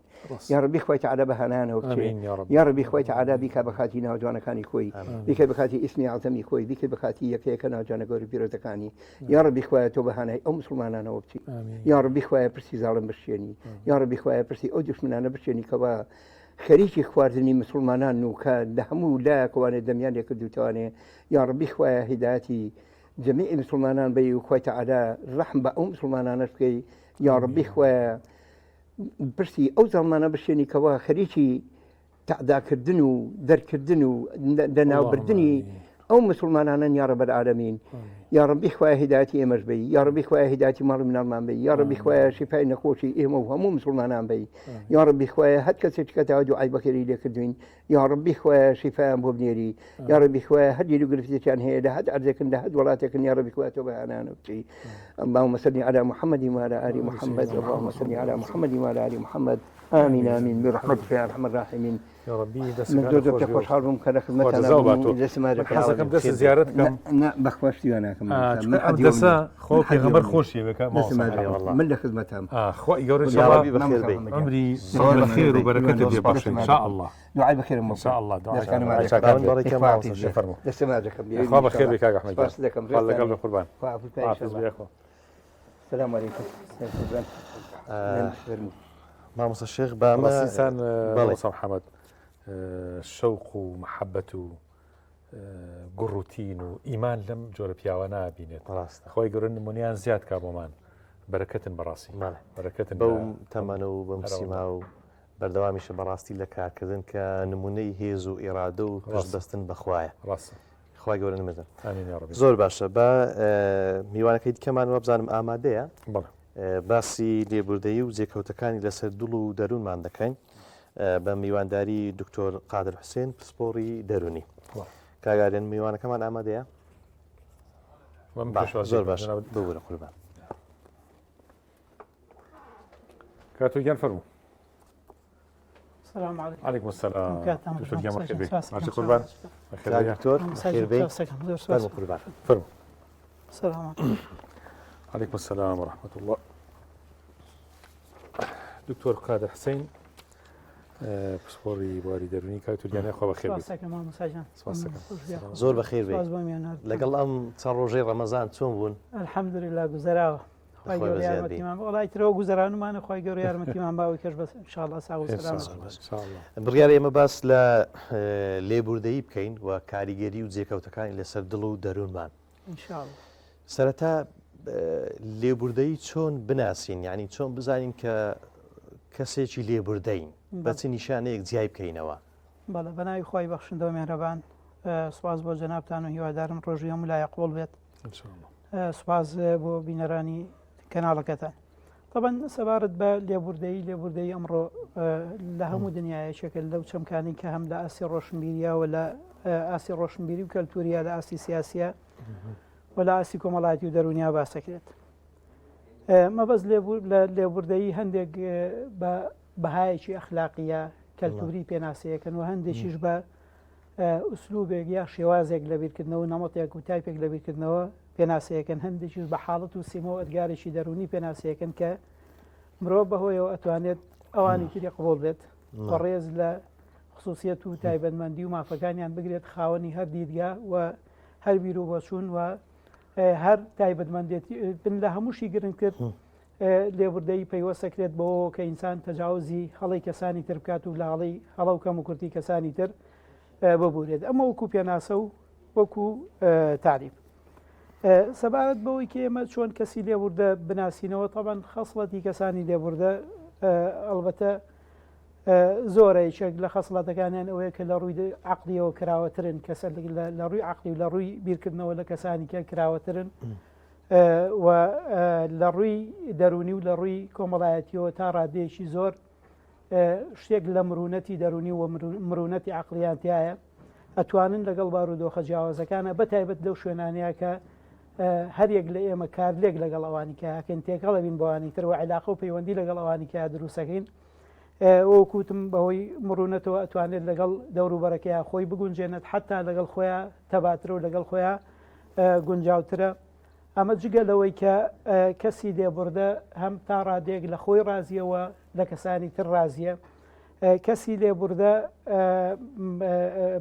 یەکێکی کە لە سیفەت و خەسڵەتە دەرونیەکانی یا سیفەت و خەسڵەتە عەقلەکانی ئەوەیە کە بەگشتی کۆمەڵێک یا با بڵێن ئەوەی کە تەنەوەعی پێوترێ لەوانی ترە، ئەوەی کە جۆرە و جۆرەتی پێوترێ لەوانی ترەوە لە بەرامبەرە و لە دەوروبەرە بەدی ئەکات. ئێمە ئینسانێک کە نالێبوور دەبێت ناتوانێت ئەو جۆرا و جۆرێتیە ببینێت وە دەرک بە جیاوازیە بە خوێندنەوەی ئەوانی تر بکات بە پێی پێویست. دەتوانین بڵێن ئەمانە کۆمەڵی خەسڵەتی ئەو کەسانن کە لێبوردن و یەکێکی کە لە سیفەت و خەسڵەتەکانیان ئەوەیە کە ئەتوانن تەحەمل و مداراتی ئەوانی تر بکەن. سەبریان هەیە لەگەڵ ڕوودا و حەدەسەکانە لەگەڵ ئەو کەسانەیە کە لەگەڵ یانان ئەتوان مداراتیان بکەن یاخود هەڵکەن لەگەڵ یان ناتوانای تەعایش و هەڵکردنیان لەگەڵ ئەوانی کە ئەبێت. ئەمانە کۆمەڵی خەسڵەتی تر هەنەوەی کە زەڕور بێ ئەوە بکە باسمان کە سەبارەت بە خەسڵەت و تایبەتمەندێتیەوە و کەسانەوە کە لێبوردنەوە. بیرکردنەوەی ئیجابی چەندە کاریگەری هەیە لەسەر لێبوردەیی کە زۆر جار هەندێک کەسێ بەهۆی بیرکردنەوەی سلبی ئەو لێبوردەیە لە دەست دەدا. بەڵێ خۆی مەسەلەی لێبوردەیی هەر لە ئەساسا کە باسەکرێت ئێمە ئەمڕۆ لە دەروونناسیە بەشێکمان هەیە کە دەروونناسی پۆزتیڤ و ئەرێنی پێوترێت. طبعا دەروونناسی پۆزتیڤ و ئەرێنی بریتە لەو بەشەی لە دەروونناسی ئەگەر سەیریکەن لە تاریخاوە لە مێژووە زیاتر بەو عیلمە ناسراوە کە لەگەڵ ئینسانی دەروون نەخۆش لەگەڵ ئینسانی ناسایی لەگەڵ جیرۆگرفتە ئیترە و جیرۆگرفتە ئەگەر دەرونی بێت یاخود جیرۆگرفتی عەقلی بیا جیرۆگرفتی سلوکی و ڕەفتاری بێت مەعامەلەکە. بەڵام لەم ساڵانەی دواییە بەشێک لە دەروونناسی یا جۆرێک لە دەروونناسی پەرەی پێدرا لەلایەن زانایەکی ئەمریکیەوە کە ناوی مارتن سلیگمانە. ئەم پیاوە باز لە جۆرێک لە دەروونناسی و تایپێک لە دەروونناسیەکە کە دەروونزانی پۆزتیڤ و ئەرێنی پێوتێت. طبعاً دەروونزانی پۆزتیڤ و ئەرێنی یەکێک لەوە بت و باس و خواسەکانی ئەوەیە کە جەنابەت باسێک بیرکردنەوەی ئەرێنی پێوت یا بیرکردنەوەی پۆزتیڤی پێوتێت و هەر لێبوردەیش بە یەکێک لەو بابەتانە ئەژمارەکرێت لێبوردەی سەعادەت و بەختەوەری تەفاعول و گەشتبینی بە یەکێک لەو بابەتانە ئەژمارەکرێت کە لە چوارچێوەی ئەم بابەت و تایپەیە لە دەروونزانیا باسەکرێت. بێگومان پەیوەندیەکی زۆر پتە و لە بینی بیرکردنەوەی ئەرێنی هەم بیرکردنەوەی ئەرێنی لە تاقە و تواناکانی خۆمان و هەم بیرکردنەوەی ئەرێنی لەوانی تر مەسەرن من ئەگەر باوەڕم بۆ نەبێت ئینسانی بەرامبەرم چۆن ئامادەیە خراپە بکات هەڵە بکات ئاواش ئامادەی و سەعدادیەوەی تایە کە باشە بکات هەرگیز لێ وردەناب لەبەرەوە ئەمە مەسەلەی بیرکردنەوەی ئەرێنی باوەڕی بۆ هەیە کە تۆ لەواچێت ئەگەر کەرتێک بۆ نمونە جارێک دەرفەتێکت دا بە کەسێکی تر و لەی خۆشببووی بۆی هەیە ئەم هەنگاوی هەڵەیە هەنگاوی دواتری هەنگاوی پاشتری هەنگاوێکی پۆزەتیڤ بۆ هەنگاوێکی ئەرێنی بێ بیرکردنەوەی ئەرێنی باوەڕی بۆ هەیە کە ئێمە مادەم جیاوازین باشە مادەم جیاوازین مادەم هەم وەکو تاک من لەگەڵ جەنابتانە جیاوازم گروپەکان من لەگەڵ گروپ و دەستە گروپەکانە جیاوا گروپەکان لە یەکتری جیاوازن کەواتە یەکێک لەو شتانی کە پێویستمان پێێتی وەکو خەسڵەتێکی ئەرێنی بەردەوام بریتە لە لێبوردەی لێبوردەی بیرکردنەوەی ئەرێنی و دەروونزانی پۆزەتیڤ باوەڕی بەوە هەیە کە مرۆڤ طبعاً ئەمیان خەسڵەتێکی هەر زۆر گرنگە باوەڕی بۆ هەیە کە مرۆڤ ئەتوانێت بەهۆی ئەوەی کە مرۆڤە تەجاوەزی ئەو طبیعەت و سروشتە ئاژەڵێ بکات کە ئێمە لەگەڵ ئەوە لەگەڵ ئاژەڵەکانی کەیە جێیەکاتەوە لەبەرەوە یا پێکەوە بەسێتەوە لەبەرەوە لە دەروونزانی پۆزەتیڤ باوەڕ ئێمە باوەڕمان بۆ هەیە دەروونزانی پۆزەتیڤ باوەڕی بۆ هەیە کە ئینسان ئەتوانێت تەجاوزی سروشتی ئاژەڵی بکات و یەکێک لە شکل و شێوازەکانی تەجاوزی سروشی یا طبیعەت و سروشتی ئاژەڵی بریتە لەوەی کە لەگەڵ ئەوانی کە هەڵکەین و لێوردە بن لەگەڵ یان نابەتا بێت لەو کاتانیا و کووتم ئەگەر کاتێک کەم و کورتی یاخود هەڵەیەشان ئەنجامە کاتور ئەم خاڵە زۆر گرنگە ینی مرۆڤ وەختێ جوانە وەختێک تایبەتمەندی مرۆڤبوونی خۆی لە دەستنایە کە تەجاوزی خەسڵەتە ئاژەڵیەکان بکات و مرۆڤانە بە هەڵسوکەوت و مامەڵە بکات بەس لەکوێ فێری ئەمە بێت یعنی چۆن پەروەردە ئەکرێ ئایا کۆمەلگا ئەمە پەروەردە ئەکات ئایا مناڵان لە قوتابخانەیە ئابێ پەروەردە بکرێن سیستەمی پەروەردەی ئەم خەسڵەتە لەکوێوە بێت مامۆسای بەڕێسەوە ئەمە سەبارەت بەو مۆزوعات لە جەردەلێکی قورسان لە دەروونناسی و فەلسەفە و علم نەفسە ئێمە زانامان هەیە بۆ نمونەیەکی وەکو جان ڕۆسۆ هەیە کە تقریبەن لەگەڵ بۆچوونەکانی پێغەمبەر درودی خوای لێ بێت بۆ چوونی ڕۆسۆ لەم مۆزوعە یەکێنەوە ئەویش ئەوەیە ڕۆسۆ باوەڕی بۆ هەیە هەر ئینسان لە ئەسڵا خۆی کەسێکی بە سروشت پاک طبیعەتێکی پاچی و هەر لە ئەسڵا ئەوەی کە پێی بوتران مرۆ بۆ بەم شێوەیە خەلق بووە تەجاوزی طبیعەت و سروشتی ئاژەڵی کردووە یعنی هەر دروست بوونی بە مرۆڤ خۆی لە خۆیان لە ڕووی فطری و لە ڕووی سروشتیەوە ماهیەتێکی بۆ دروستەکات کە وەک مرۆڤ دروست بێت و یەکێکیش لە طبیعەت و یەکێکیش لە شکڵ و شێوەکانیە تایبەکانی کەسێتی مرۆڤ بریتە لەو کە کەسێتیەکی پاچی هەیە طبعاً ئەو زیادەڕۆیەکە لەو مۆزوعە و باوەڕی بۆ هەیە ئەم سروشتە پاکەوەکو خۆی مێنێت ئەگەر دەستی ئەوانی کەی بەرنەکەوێت بۆ نمونە بەتەوەن ئەو ئیمانێکی یا باوەڕێکی پۆزەتیڤی بەرامبەر بە خێزان هەیە بەڵام لە دەرەوەی خێزانەوەی کۆمەلگای پێوتێ و قوتابخانەی پێوترێت ئەمانە ڕۆز و باوەڕی بۆ هەیە ئەوەی کە ئەم طبیعەتە خێرە ئەشێوێنێت ئەوەی کە نایەڵێت مرۆڤ لەسەر طبیعەت و سروشتە خێرەکەی بمێنێتەوە و تەسامی یاخود تەسامی یا تەعالی لە ژیانیا بەردەوام بێت بریتە لە کۆمەڵگە کەواتە لای ڕۆسۆ کۆمەڵگە بریتە لەو ڕێگەی کەوا لە ئینسانەکات نێڵێت وەکو مرۆڤ بمێنێتەوە بە تایبەتی وەکوتم مرۆڤێک کە تەجاوزی خەسڵەتی ئاژەڵی کردبێت زانای ترمان هەیە ڕێک پێچوانەی ئەمان باوەڕی بۆ هەیە مەسەر نێمێکێکی وەکو تۆماس هۆبزمان هەیە باشە یەکێکی وەکو لۆمبرۆزۆمان هەیە ئەمانە با کۆمەڵێک زانان باوەڕیان بۆ هەیە ئەوەی کەوا لە ئێمە ئاکات بەخشندە بین ئەوەی کەوا لە ئێماکات لێبوردە بین ئەوەی کەوا لە ئێماکات دەست و دڵمان ئاوەڵا بێت ئەوەی کەوا لە ئێماکات تەجاوزی سروشتی حیوانی هەر لە ئەساسە هۆبز باوەڕی بۆ هەیە مەوەکو گورگ لە دایکە بین و ئەگەر قانون و یاسانە بێت ئەگەر دین نەبێت ئەگەر عرف و عادەت و قیام و تەقالید نەبێت پەلاماری مرۆڤەکانی برامانین ئەیان خۆین دەفرت و نایانەکەین لەبەرەوە ئەو باوەڕی بۆ هەیە ئەوەی کەوا لە مرۆڤەکات تەجاوزی سروشتی ئاژەڵی کابریتە لەو عرف و عادەت و قیام و تەقالید و دین و بە هاو سیستەمە ئەخلاقیانی کە لە کۆمەلگای ئەگوزارێن و کەسێتی ئەم ئینسانە لە قاڵ بێن مرۆڤیشمان ینی زەم بۆ چوونیشمان هەیە باوەڕی بۆ هەیە کە مرۆڤ نە ئەمیانە و نە ئەویان بریتە لە طبیعەتێکی یا سروشتێکی بێلایانی هەیە ئەوەی کە خێر و شەڕی تیان ئەوەی کە وای لێکات حاشە لە ڕووی جەنابتان ببێ بە ئاژەڵ پەلاماری ئەوانی کە بعد نالێ بوردە بێت پاشقول لەوانی کە بگرێت لە سیراع و ململانیا بێت لە بەرامبەر ئەوانی ترا کۆمەڵگەیە و ئەوەی کە واشی لێکات کە ببێتە مرۆڤێکی بەخشندە و مرۆڤێکی لێبوردە هەر کۆمەڵگەیە ئەو باوەڕی بۆ هەیە و کۆمەڵگەیە ئێمە دەستمان هەیە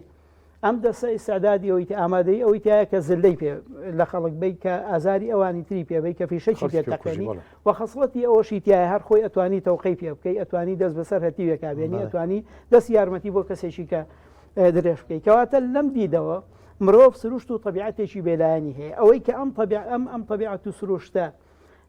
با بڵێن وا لێکات کە بەرەو ئاراستەی خێر بڕوات تەجاوزی طبیعەت و سروشتی حیوانی بکات بریتێ لە کۆمەڵگە و پێچەوانەشەوە هەر کۆمەڵگەی ئەتوانێت ئەو قدرەت و توانایی تیا دروست بکات کە پەلاماری ئەوانی کە باتونا لێبوردە بێ بەرامبەر بوانی. بەڵێ کاک دکتۆر بە بەرمەبنای ئەوەی کە کارلێکتان زۆرە لەگەڵ ئەو کەسانەی کە لە ڕووی دەرونی و ڕەنگە گرفتیان نابی بە ناوی لێ بنین کە نەخۆشن لە پەرستەکان بە شێوەیەکی گشتی بەو شێوازە داڕژراون کە سنوورێک بۆ مرۆڤەکان دابنێن بۆ نمونە ئەمە لە مانجی ڕەمەزان ڕەنگە زۆرجار فێری لێبوردەیی و سەبر و تەحەموول و هەستکردن بە ئازاری ئەوانی دیکە ببین بەڵام دەبینین لە هەرێمی کوردستان لەم مانجی ڕەمەزانە کۆمەڵێک حاڵەتی زۆر ناخوازرا و ناخۆشمان بیست کە ئەویش دەست چوونە سەر کەسانی دیکە کە بە تایبەتی خزم و کەس و ناسیاوی یەکتری بە شێوەیەکی گشتی وەکو پسپۆڕێک خوێندنەوەتان لە بۆ کۆمەڵگەی کوردی لەبارەی لێبوردەیی چییە ینی بە داتابی بە شیکاریەک ینی خوێندنەوەتان لە بۆ ئەم بابەتە چییە؟ مامۆسای بەڕێز تەوان کۆمەڵێک تەجروبە هەیە ئەزمون ئەوەی کە مەسەلەی لێبوردەیی مەسەرەن پەیوەندیەکی زۆر بتەوی بە مەسەلەی تعاسوبەوە هەیە بە مەسەلەی ڕێگەسپەرستی بە مەسەلەی پەڕگیری دەمارگیری بەڕاستی من کاتی خۆی کۆمەڵێک دراسەم لە بەردەسا بوو کە لە کەرکوو کراوە مەسەرەن لە شارەکانی جنوب کراوە حتا لە سلێمانی و لە عینیان لە سلێمانی و لە هەولێر وەرگرتووە ئێمە بەعام ئیترەوە ئەکرێت پەیوەندی بەو با بڵێن ژیانە کەلتوری سیاسیەوە هەبێکە ئەو بارودۆخە کەلتوری و سیاسی کە لەم منطقەیە گوزەراوە بەعام بەگشتی تەبەن ئەمەکووتم ئەمە دەرەنجامی توێژینەوەی تۆمەت نییە خوانەخواستە من ئێمە پاڵ کۆمەڵگەی عێراقی لە ناویشیانە کۆمەڵگەی هەرێمی کوردستان و بەدەلیل دەرکەوتووە چ لە ناو مۆزەفە چ لە ناو با بڵێن خەڵکی خوێنەوار و تەلەڤەی زانکۆیە کە زۆربەی زۆری عینەکان لەسەر تەلەڤەی زانکۆ بوون چ لە ناو خەڵکی ئاساییەوە چ لە ناو هەموو قەومیەت و مەسەلەی تعاسوب و پەرگیری یەک تەبیعەتی ئەوەی ئەو تقیمە قاعیدەیەکمان هێڵێ ئەوەی کە بەرامبەر بە دین متعاسب بێت بەرامبەر بە ڕەگەزیش متعاسب ئەوەی بەرامبەر یعنی تۆ ئەگەر لە ڕوویەکەوە تعاسب بەهەبێت لەوانی کەشەوە ئەبێ ئەمەم بۆیە باسکێ مەسەلەی نالێبوردەیی پەیوەندیەکی زۆر بتەوی بە تاجبە بە دەلیل دەرکەوتووە کە کۆمەڵگەی عێراقی وە کۆمەڵگەی کوردی خۆشمان لە ناویانە لەو ڕۆوە بەڕاستی مستەوای و چێربی تعاسوبمان زۆرە کەواتە گرفتە سەرچێکە لەوێدا گرفت ئەزانی تۆ من بۆی دروست بووکە تووریە بۆی دروست بووە لە پێشتراوانە بووە ئەزانی بۆی دروست بوو و ئامادەیەکی باشیشی تایە بۆی وازی لێ بێنێ با یەک نمونە باسکەین لەسەر مەسەلەی لە عێراقا لە 2005 تا 2012 هەموو کەسێک کەزانە شیعە و سونەتیان بەیەکی لە وڵات باشە ئەو نظامانەی کە لە عێراق هاتوونەتە سەر حکوم یەک لە دوایە بە ناوی عەرەبەوە بە ناوی فێکاتێکی دیاریکراوە چیان لە کورد کردووە ئیتر تۆ ئەم زەمینەیەکەیەتە پێشەوە تۆ بتێوەتونەتەوێت تاچێک پەروەردەکات کە بەردەوام بە چاوی ڕقەوە بەردەوام بە چاوی سراع و ململانیە و بەردەوام بە چاوی شکەوە بەردەوام بە چاوی گومانەوە لەوانی کە بڕوانێ کەواتە ناڵم خۆی کێشەکە لەوایە سەرەتا لەوە چێت مشکلەکە لە بارودۆخی سیاسیەوە سەرچاوی گرتی بێت دوایی ئەبێت بە دۆخێکی کەلتوری ئیتر من وەکو کابرایەکی کوردی شیعەیەک وەکو شیعەیە سونێ وەکو سونەیەک مناڵەکانمان لەسەر ئەوە پەروەردەگوازرێتەوە لە بۆ نەوەی داهات جاری وایە هەر لە ئەسڵا تۆ مەبەستی شوێنیە ئەمە بکەیت بەڵام بە شێوەیەکی بەش بووە بەشێک لە کۆنەست و لاشعوری ئێمە حتا ئەمە لە شێعرمانە یعنی لە سرودی نیشتیمانی چی عێراق و چی هی کوردستانە جاری وایە ئێمە بەبێ ئەوەی کە هەست بکەین تعلیقێکم لەسەر ڕقیب نییە بەڵام بەبێ ئەوەی کە سیرەکەی تۆ ئەگەر ئەم وڵاتە قەرار بێت چەند قەومیەت و نەتەوەیەکی کەیتیابێ ئەوانێکە باز ناکرێن ئەجا لەبەرەوە بەسم لەوەیە پرسیارەکەی جەناب زۆر جوانە ئێمە بە حکمی ئەو بارودۆخە کەلتوری و سیاسی کە لە پێشووترا پیا تێپەڕیوین ئینسانی ئێمە مرۆڤی عراقی بەگەشتی مرۆڤی کوردیش لە ناویانە تا ڕادێک لێبوردەیمان کەمە طبعاً من ئەمە لە شوێنێکی گەشت باسم کردووە مەسەلەی چ لێبوردەی و چ تعاسوب سێ ڕێگەزی زۆر گرنگی یەکەمیان پایە و ڕێگەزێکی فکری دووهەمیان پایە و ڕێگەزێکی دەرونی سێهەمیان پایە و ڕێگەزێکی حرەکی و سلوکی طبعاً پایە فکرەکە ئەوەیە کە من لە ڕووی بیرکردنەوە مەسەرەن بیرکردنەوە وایە کە گەلی کورد گەلێکی ڕاقیە لە چاو عەرەبە لەو ئاسێکی زۆر باڵاترایە ئەمە ئەبێ بەشێک لە پێکاتی فکرین پێکاتە دەروونەکە یا ئینفعالەکە بریتە لەوەی لێرەوە ئیتر من ڕق پیاکەم بەرامبەر بەوانی تر بە پێچوانەوە ڕێک سۆز مووقف ئەمجا لە مەرحەلەی سێما جاری وایە ئەمە کێشەکە لێرایە خۆی گرفتەکە ئەبێ لێرایە کە ئەبێت بە حرەکە من خوێنی ئەوانی کە حەڵاڵەکەم دەریانەکەم لە سەر ماڵ و سامانن دەست بەسەر سەرۆت و سامانیان ناگرم جال لە زۆربەی دراسەکانە دەرکەوت بوو کە ئاسی یەکەم و دووەمی نالێبوردەی و تعاسوب لە ئینسانی عێراقیە هەیە هەر لەبەرەوەیە مەسەرن کە حیزبێ پێیا بێ زۆر بە ئاسانی ئەتوانێت لایەنە حرەکیەکەش برەو پێبات و بیباتە ئاسێکی تر و بە تەواوی یەکلای کاتەوە لەبەرەوە بەگشتی بە زۆر لەسەر و مۆزوعانە ڕمجاوی پرسیارەکەی جەناب بدەوەیە کە بە ئەکرێت بە پێی ئەو دراسانە ئینسانی عێراقی لە ناوی مرۆڤی کوردی خۆمان تا ڕادێک چێربی یا تۆلەرانسێت و لێبوردەی بۆ نمونە خەڵکێکی ئەوروپی بەرزتر بێت و هەر ئێمە جارانەمان خوێن لە دەروونزانی کۆمەڵایەتە ئەڵێت بە ناعیمترین و نەرمترین گەلوونەتەوە لەسەر مەرزەیە بۆ مەسەلەی لێبوردەی مەسەر یۆنانەکانن وە فترەیەک ڕقترینیان ئەمریکیەکان بوو بەڵامی تر ئێمەش لەم ئەوە کاتێک بووە کە ئەوان دراسی خۆیان هەبوو ئێمە بێدراسە بوو ئێستا کە دراسەمان هەیە لەواچێت ئێمەش لە پاڵ ئەمریکیەکان ئەوان تەجاوزی ئەو بابەتیان ئێمەش دەتوانین یعنی وەکو پێم وتی تۆ تا 2014 کێشەیەکی زۆر بەڵام لە فترەیەکی زەمەنی کورتە کە تەیارە سیاسەکان ئەگەن بەیە کە حکوومەت تەشکیل دەکرێت بۆ نمونە کە حیوار ئەکەوێتە بینی تیار و زوتنەوە سیاسەکانە و کێشەی سیاسی نامێنێت مەسەلەی تعاسوب بنان لێبوردەیش کەمە بێتەوە. کاتۆری ئێمە دەرفەتی مانگی پیرۆزی ڕەمەزان چۆن سوودی لێبینین بۆ لێبوردەیی بۆ خاڵی بوونەوە لەم هەموو سلبیاتی کە بەڕاستی لە دەروونزانیا دەرووناسییا باسەکرێت کە چۆن لەم شوحنە خراپانە خۆمان دابڕنێ جا لەواچێت هەرخوای گەورە کە مانگی ڕەمەزانی فەرز کردووە یەکێک لە هەدەف و ئامانجەکانی دەبن یەکێک لەو شتانی کەوا لە مرۆڤەکات یەکێک لەو هۆکارانی کەوا لە مرۆڤەکات لێبوردە بێت بریتە لەوەی کە ئێمە ئەبێت زەبتی خۆمان پاشە ئەبێ کۆنتترۆلی خۆمان کە ئێمە لە دەروون ناسییا سیاڵە کۆنتترۆلی پێڵێنیا کۆنتترۆلکردنی خودی پێڵێن تامان ئەم کۆنتترۆلکردن لە هەموو ڕوویەکەوە یەکەم تۆەوە خوای گەورە خواردنی لێ حرامەکە کەیترەوە حەڵال کراوەکان باشە ئەم خواردن لێ حرامکردنە لە فترەیەکی دیاریکراوە لە ڕۆژا کە جاری وا بۆ چۆتە 16 ساعات و ێسەر 14-15 ساعاتە هەر بەڕاستی هەدەفەکەیەک لێ بەشێک بێت لەوان جا بێجگەلەوە ئێمە ئەگەر بگەڕێنەوە بۆ حەدیسەکەش کە پێغەمبەر صلی الله علیه و سلم ئاماژەی ئەفەرمێ لە ڕەمەزانە گەر یەکێک ویستی دەستێ لێ بۆ شوێنێ ئەگەر حەدیسەکە وەکو خۆی نەڕۆ داوای لەبوردنەکەم یەکێک گوتی شەڕێ لەگەڵا بکات یەخەی پێگرتی ئامن بە ڕۆژوم و بەڕاستی عادەتی شتێکیش کە ئەبێ بە عادەت تۆ نەک پێویستی بەسی ڕۆژ نییە ئەگەر بیکەی بە عادەت لە خۆتا جاری وایە چەند ڕۆژێک شتێک دووبارەکە چەند ڕۆژێکی کەم شتێک دووبارەکە بکەرەوە ئەبێ بە عادەت لە مرۆڤە لەبەرەوە ڕەمەزان دەرفەتێکی زۆر باشە بۆ ئەوەی کە ئینسان خۆی فێری لێبوردەی کات لە منتەڵەقی حەدیث و لە دیدگای حەدیثەکەەوە لەو ڕۆژەوە کە ڕەمەزان ئێمە فێرەکات خۆمان دەستمان قاچمان زمانمان جۆمان تەبەن عولەما بەشێکیان باز لەوەکەن کە چۆن خواردن ڕۆژوو بەتاڵەکاتەوە جنێودان بۆوانی هەڵقتانە سەر ئەوانی تر خواردنی ماڵ و سەرۆت و سامانیان ڕوبە ڕووبوونەوەیان هەر عینەشت هەنێجار قیمەی ڕۆژۆکە وانە لە بەهای ڕۆژۆکەدا بەزێنێ لەبەرەوە ڕەمەزان ئەکرێت دەرفەتێکی زۆر گەورە بێت بۆ ئەوەی کە ئێمە فێر بکات ئێمە فێر بکات طبعاً لە مەسەلەی تەسامحە یەکەم وەکوتم خۆزەبتکردن دووهەمیان ئێمە فێرکات لە پاڵ ئەوانی کیا بۆسی ئێمە فێری تەواضع کات ئێمە هەمومان ئەو وێردە لە سەر زمانمانە ئەڵێن ڕۆژوو فێرمانەکات کە وەکو هەژارەکان بشین کەواتە خواش و پێغەمبەریش درودی خوای لێبێ ئەیانەوێت ئێمە بزانین کەسێکی تر بزانین خەڵکێکی تر بزانین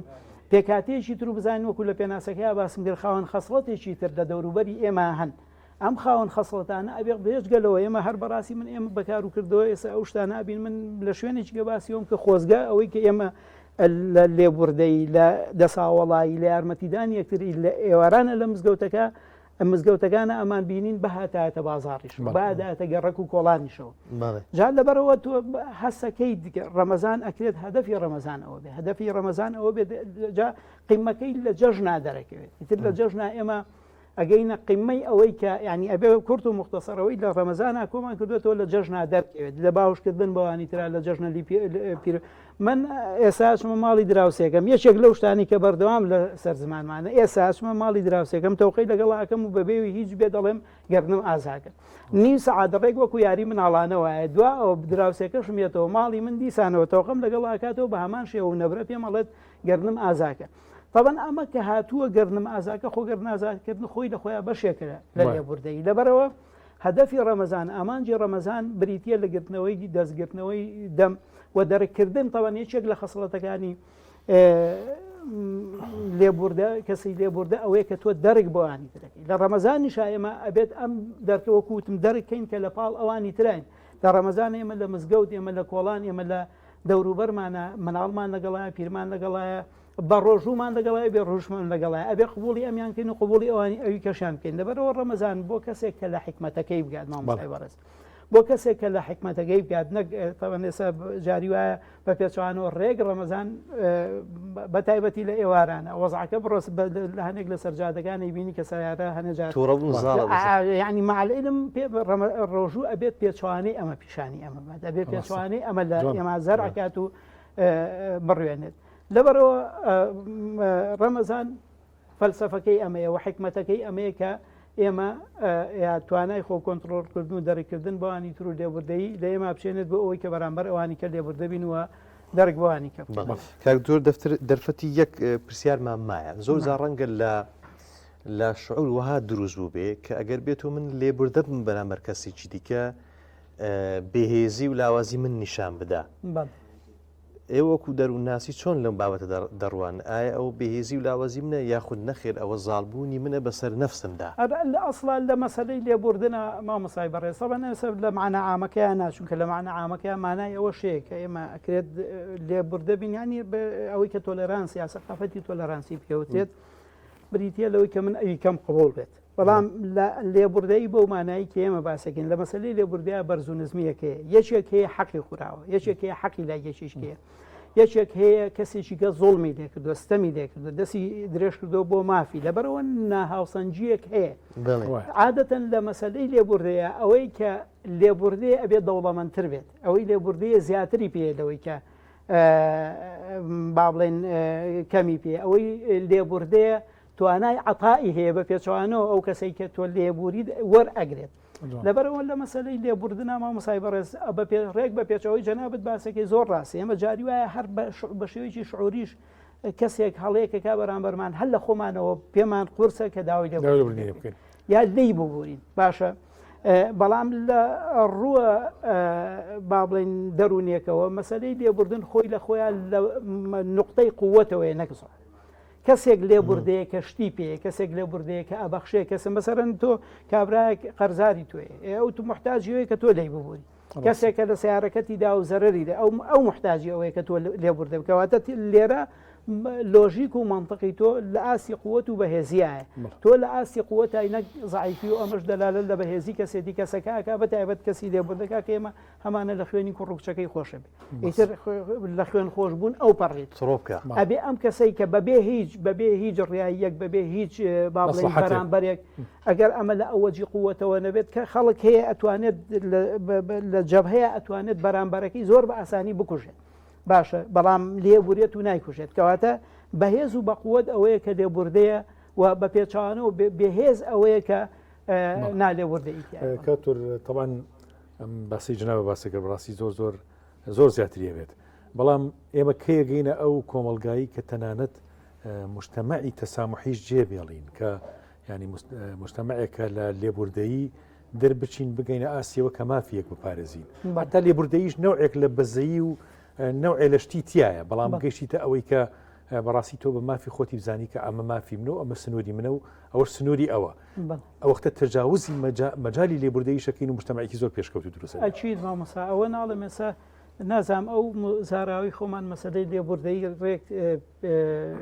با بڵین تەرجەمەی وشەی تۆلەرانس نییە شتێکێ سەقافەت و کەلتوری تۆلەرانسی پێوتێ سەقافەت و کەلتوری تۆلەرانس وەکو جەناب بدوێتێ ئەو وەزع بەجێڵێت کە یەکێک حەقی لامە و حەقەکەی لە حەقی خۆم خۆشە بمتەنازل لە حەقی خۆم خۆش لە حەقی خۆمەکەم ڕێگە چێتە ئاسی ئەوە کە من ئەوانی کەم احترامی مافیان بگرم بە هەموو خەسەت و تایبەتمەندەکانەوە کەیەچین بەڕاستی ئەو کاتێک کە پەروەردەیەکی دروست و زانستی پەروەردەیەکی سیاسی و ئەعلامێکی باشمانە بێت ئەو کاتێک کە طبعا ئەمە لە هیچ شوێنێکی دنیای 100% نییە بەڵام بەڕاستی کۆمەڵگەش هەیە مەسەرەن ئەو کۆمەلگانی نزیک بۆ تۆلی هەیە ئەو کۆمەلگانی کە فرەیان قبوڵە ئەو کۆمەلگانی کە ئیشیان بەوە نیە تۆ چی لە بەرەکەی چی ئەخۆی چۆن ئەڕۆی تا ئەو شوێنەی کە مافی کۆمەلگەی تیاخورێت ئەو کۆمەلگایانی کە وازی لە کەسانی مەسەرەن کاکە ئێسا مامۆستا هەر جەنابەت بڕۆ لە ئەمە ئەگەر ئەمە دوا قسەم بێت کابرا مەلایە قسە مامۆستا شاینی قساکە خەڵک لە خوارەوە هیچ ئەم قسەی کە ئەم پیاوە بەڕێزەکە دوێت ڕۆشنبیری قساکە بە هەمان شێوە باشە نووسری قساکە بە هیچ پەیوەندیکی بەمنەوە نیە بەڵام من پڕم کردووە لە جنی باشە لەبەرەوە مە بەسم لێ کاکە بە عەلە لەقل من کەشتێکی وایەتە بەرچاوم بڵم کاکە هۆش وەشەن خۆی و خەسڵەتی خۆی و قسەی خۆی پەیوەندی بەمنەوە نیە کەواتە باوازی دەبێنم بە خەسڵەتی خۆیەوە ئەوەش تەبەن ئەوێت پەراوەیەوێت پرۆڤەیەوێت وە پەروەردە و سیستەمی پەروەردەی باشێوێت و مراجعی بەڕاستی مراجعی دینیوێت مراجعی فکرێت سیاست زۆر سوپاس دەکەین جەنابی دکتۆر کە بەم ڕەمەزان و بەم ئێوارەی ئەزیەتماندای سوپاس بۆ ڕێنماییەکان سوپاس بە وتە بە نرخەکانت هیوادارین کۆمەڵگەیەکی تەندروست و لێبوردەمان هەبێ سواز بۆ جەنابتان و سواز بۆ بینەرانی خۆشەویست زۆر بەخێر بی مامۆستا شێخ من دەسمە لای شێف و تۆش جەنابی دکتۆر بەڕێ بکە و بەرگەی کۆتایی بەنامە زۆر بەخێر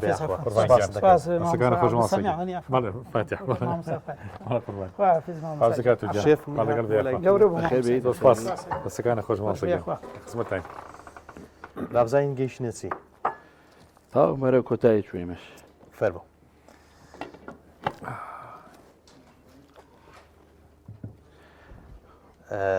زەڵاتەشی جوان کردیا بەڵێ بەدڵتە وەڵا هیچ جوانە فەرموو بریانێکەکەمان تاوا بوو بەڵێ سوپەکەشمان تاوا بووە و لەگەڵ برنجی کۆردیشمان کردووە برنجی دوان فیسی ئەوەش بەرە کۆتایی چوو بەڵێ هەستا یەک ڕازانەوەیشی بۆ ئەەکەین زۆر چاکە ڕێزیشی ببینیت سێ زەڵاتەمان دروست کردووە دوانیان بە میوەیە یەکێکیان بەس بە جەرگیر و خیار و ئەو شتانەیە شەربەتی خاڵقیش بەڵێ لەسەر سفرەی حازرە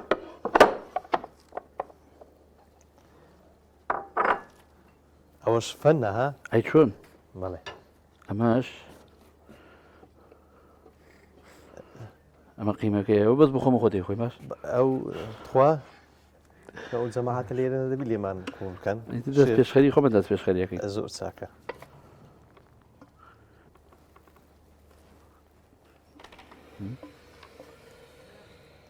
ئەوە بریانی جا هەیە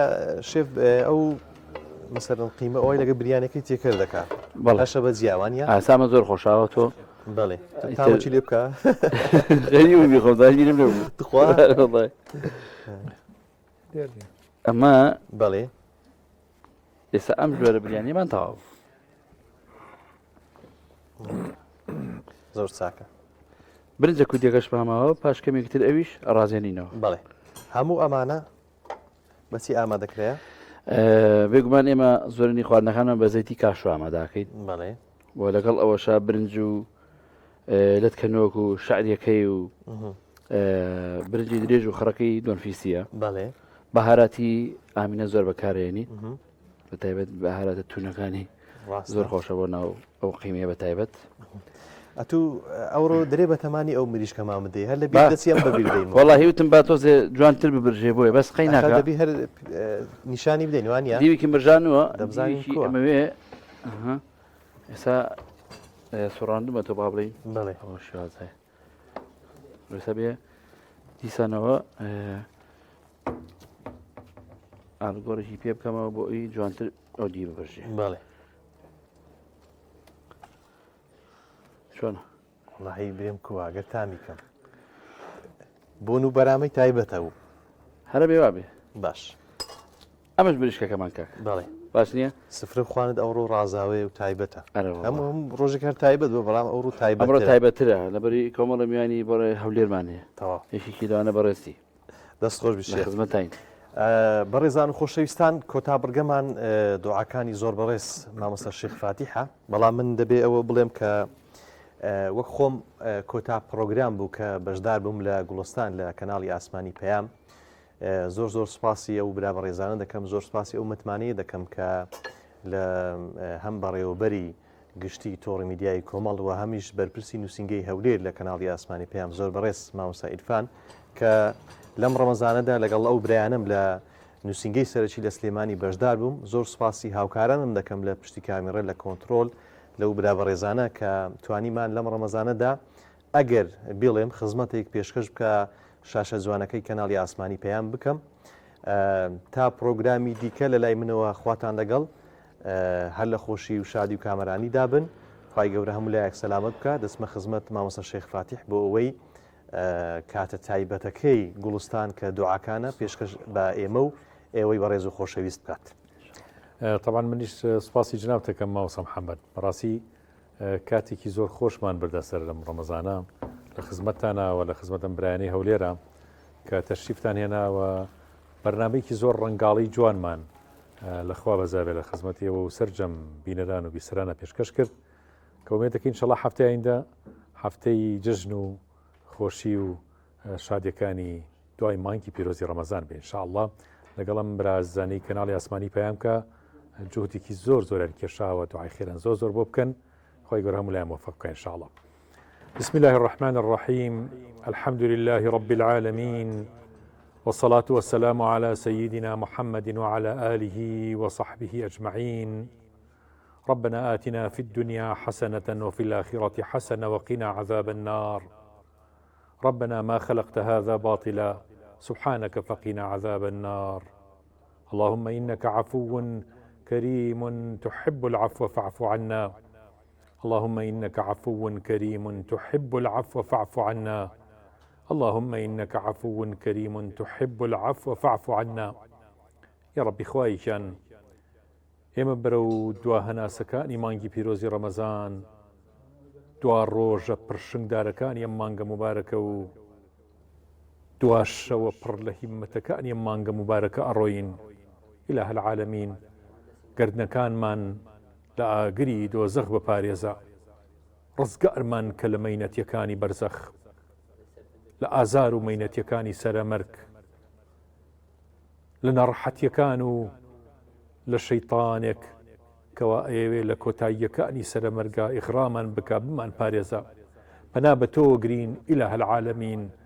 لە شەڕی دنیا و لە فتنەی ئەم آخر زەمانە یا رب العالمین پەنا بە تۆ گرین لە هەموو شەیطانەکانی ئینس و جن پەنا بە تۆ گرین لەم نەفسی ئەممارە بالسوءە کە خراپەمان پێکات إله العالمین دوای مانگی پیرۆزی ڕەمەزان جارێکتر نەگەڕینەوە سەر ئەو گوناهانەی کە لە ڕابردووە کردومانە بە تەواوی تەرکی گوناهەکانمان کردبێت و عاقبەت خێریمان بە نەسیب بکەی سەرفرازی و دامەزراویمان بە نەسیب بکەی ڕووی قیامەتمان هەبێت و ڕووسوریمان بە نەسیب بکە ڕوو زەردی مەحشەرمان مەکە إله العالمین یا رب العالمین ئەوانەی نەخۆشن شیفاءن بۆ بنێرە ئەوانەی گیرۆدەن بە هەردوو بەردەرد و بەڵا و مصیبەتێک یا رب العالمین خۆتیان ناسی يا ربي يا كريم يا حي يا قيوم برحمتك نستغيث يا ربي خوايا فريان بكوا واني كم رزقيان واسع بك يا رب اواني قناعتيان كما قناعتيان في ببخشا اواني صبريان صبر آراميان في ببخشا يا ربي خوايا جوان من كبخصلة جوان كان إيمان بأخلاق برز إيمان دار كان بأخلاقي برز إيمان دار راست كان يا رب جوان من بك جوان من كبو خومن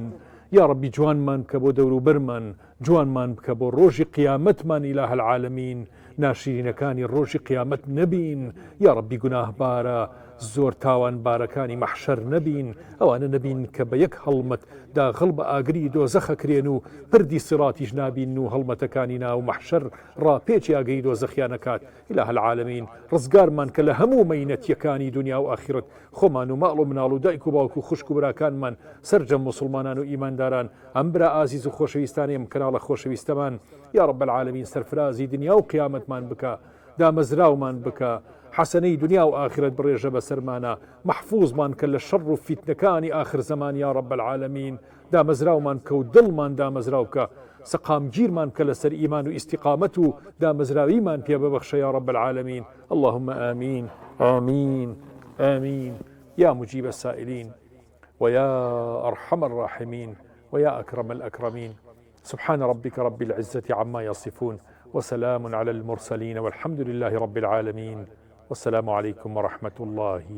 وبركاته. خواتان لقل السلام.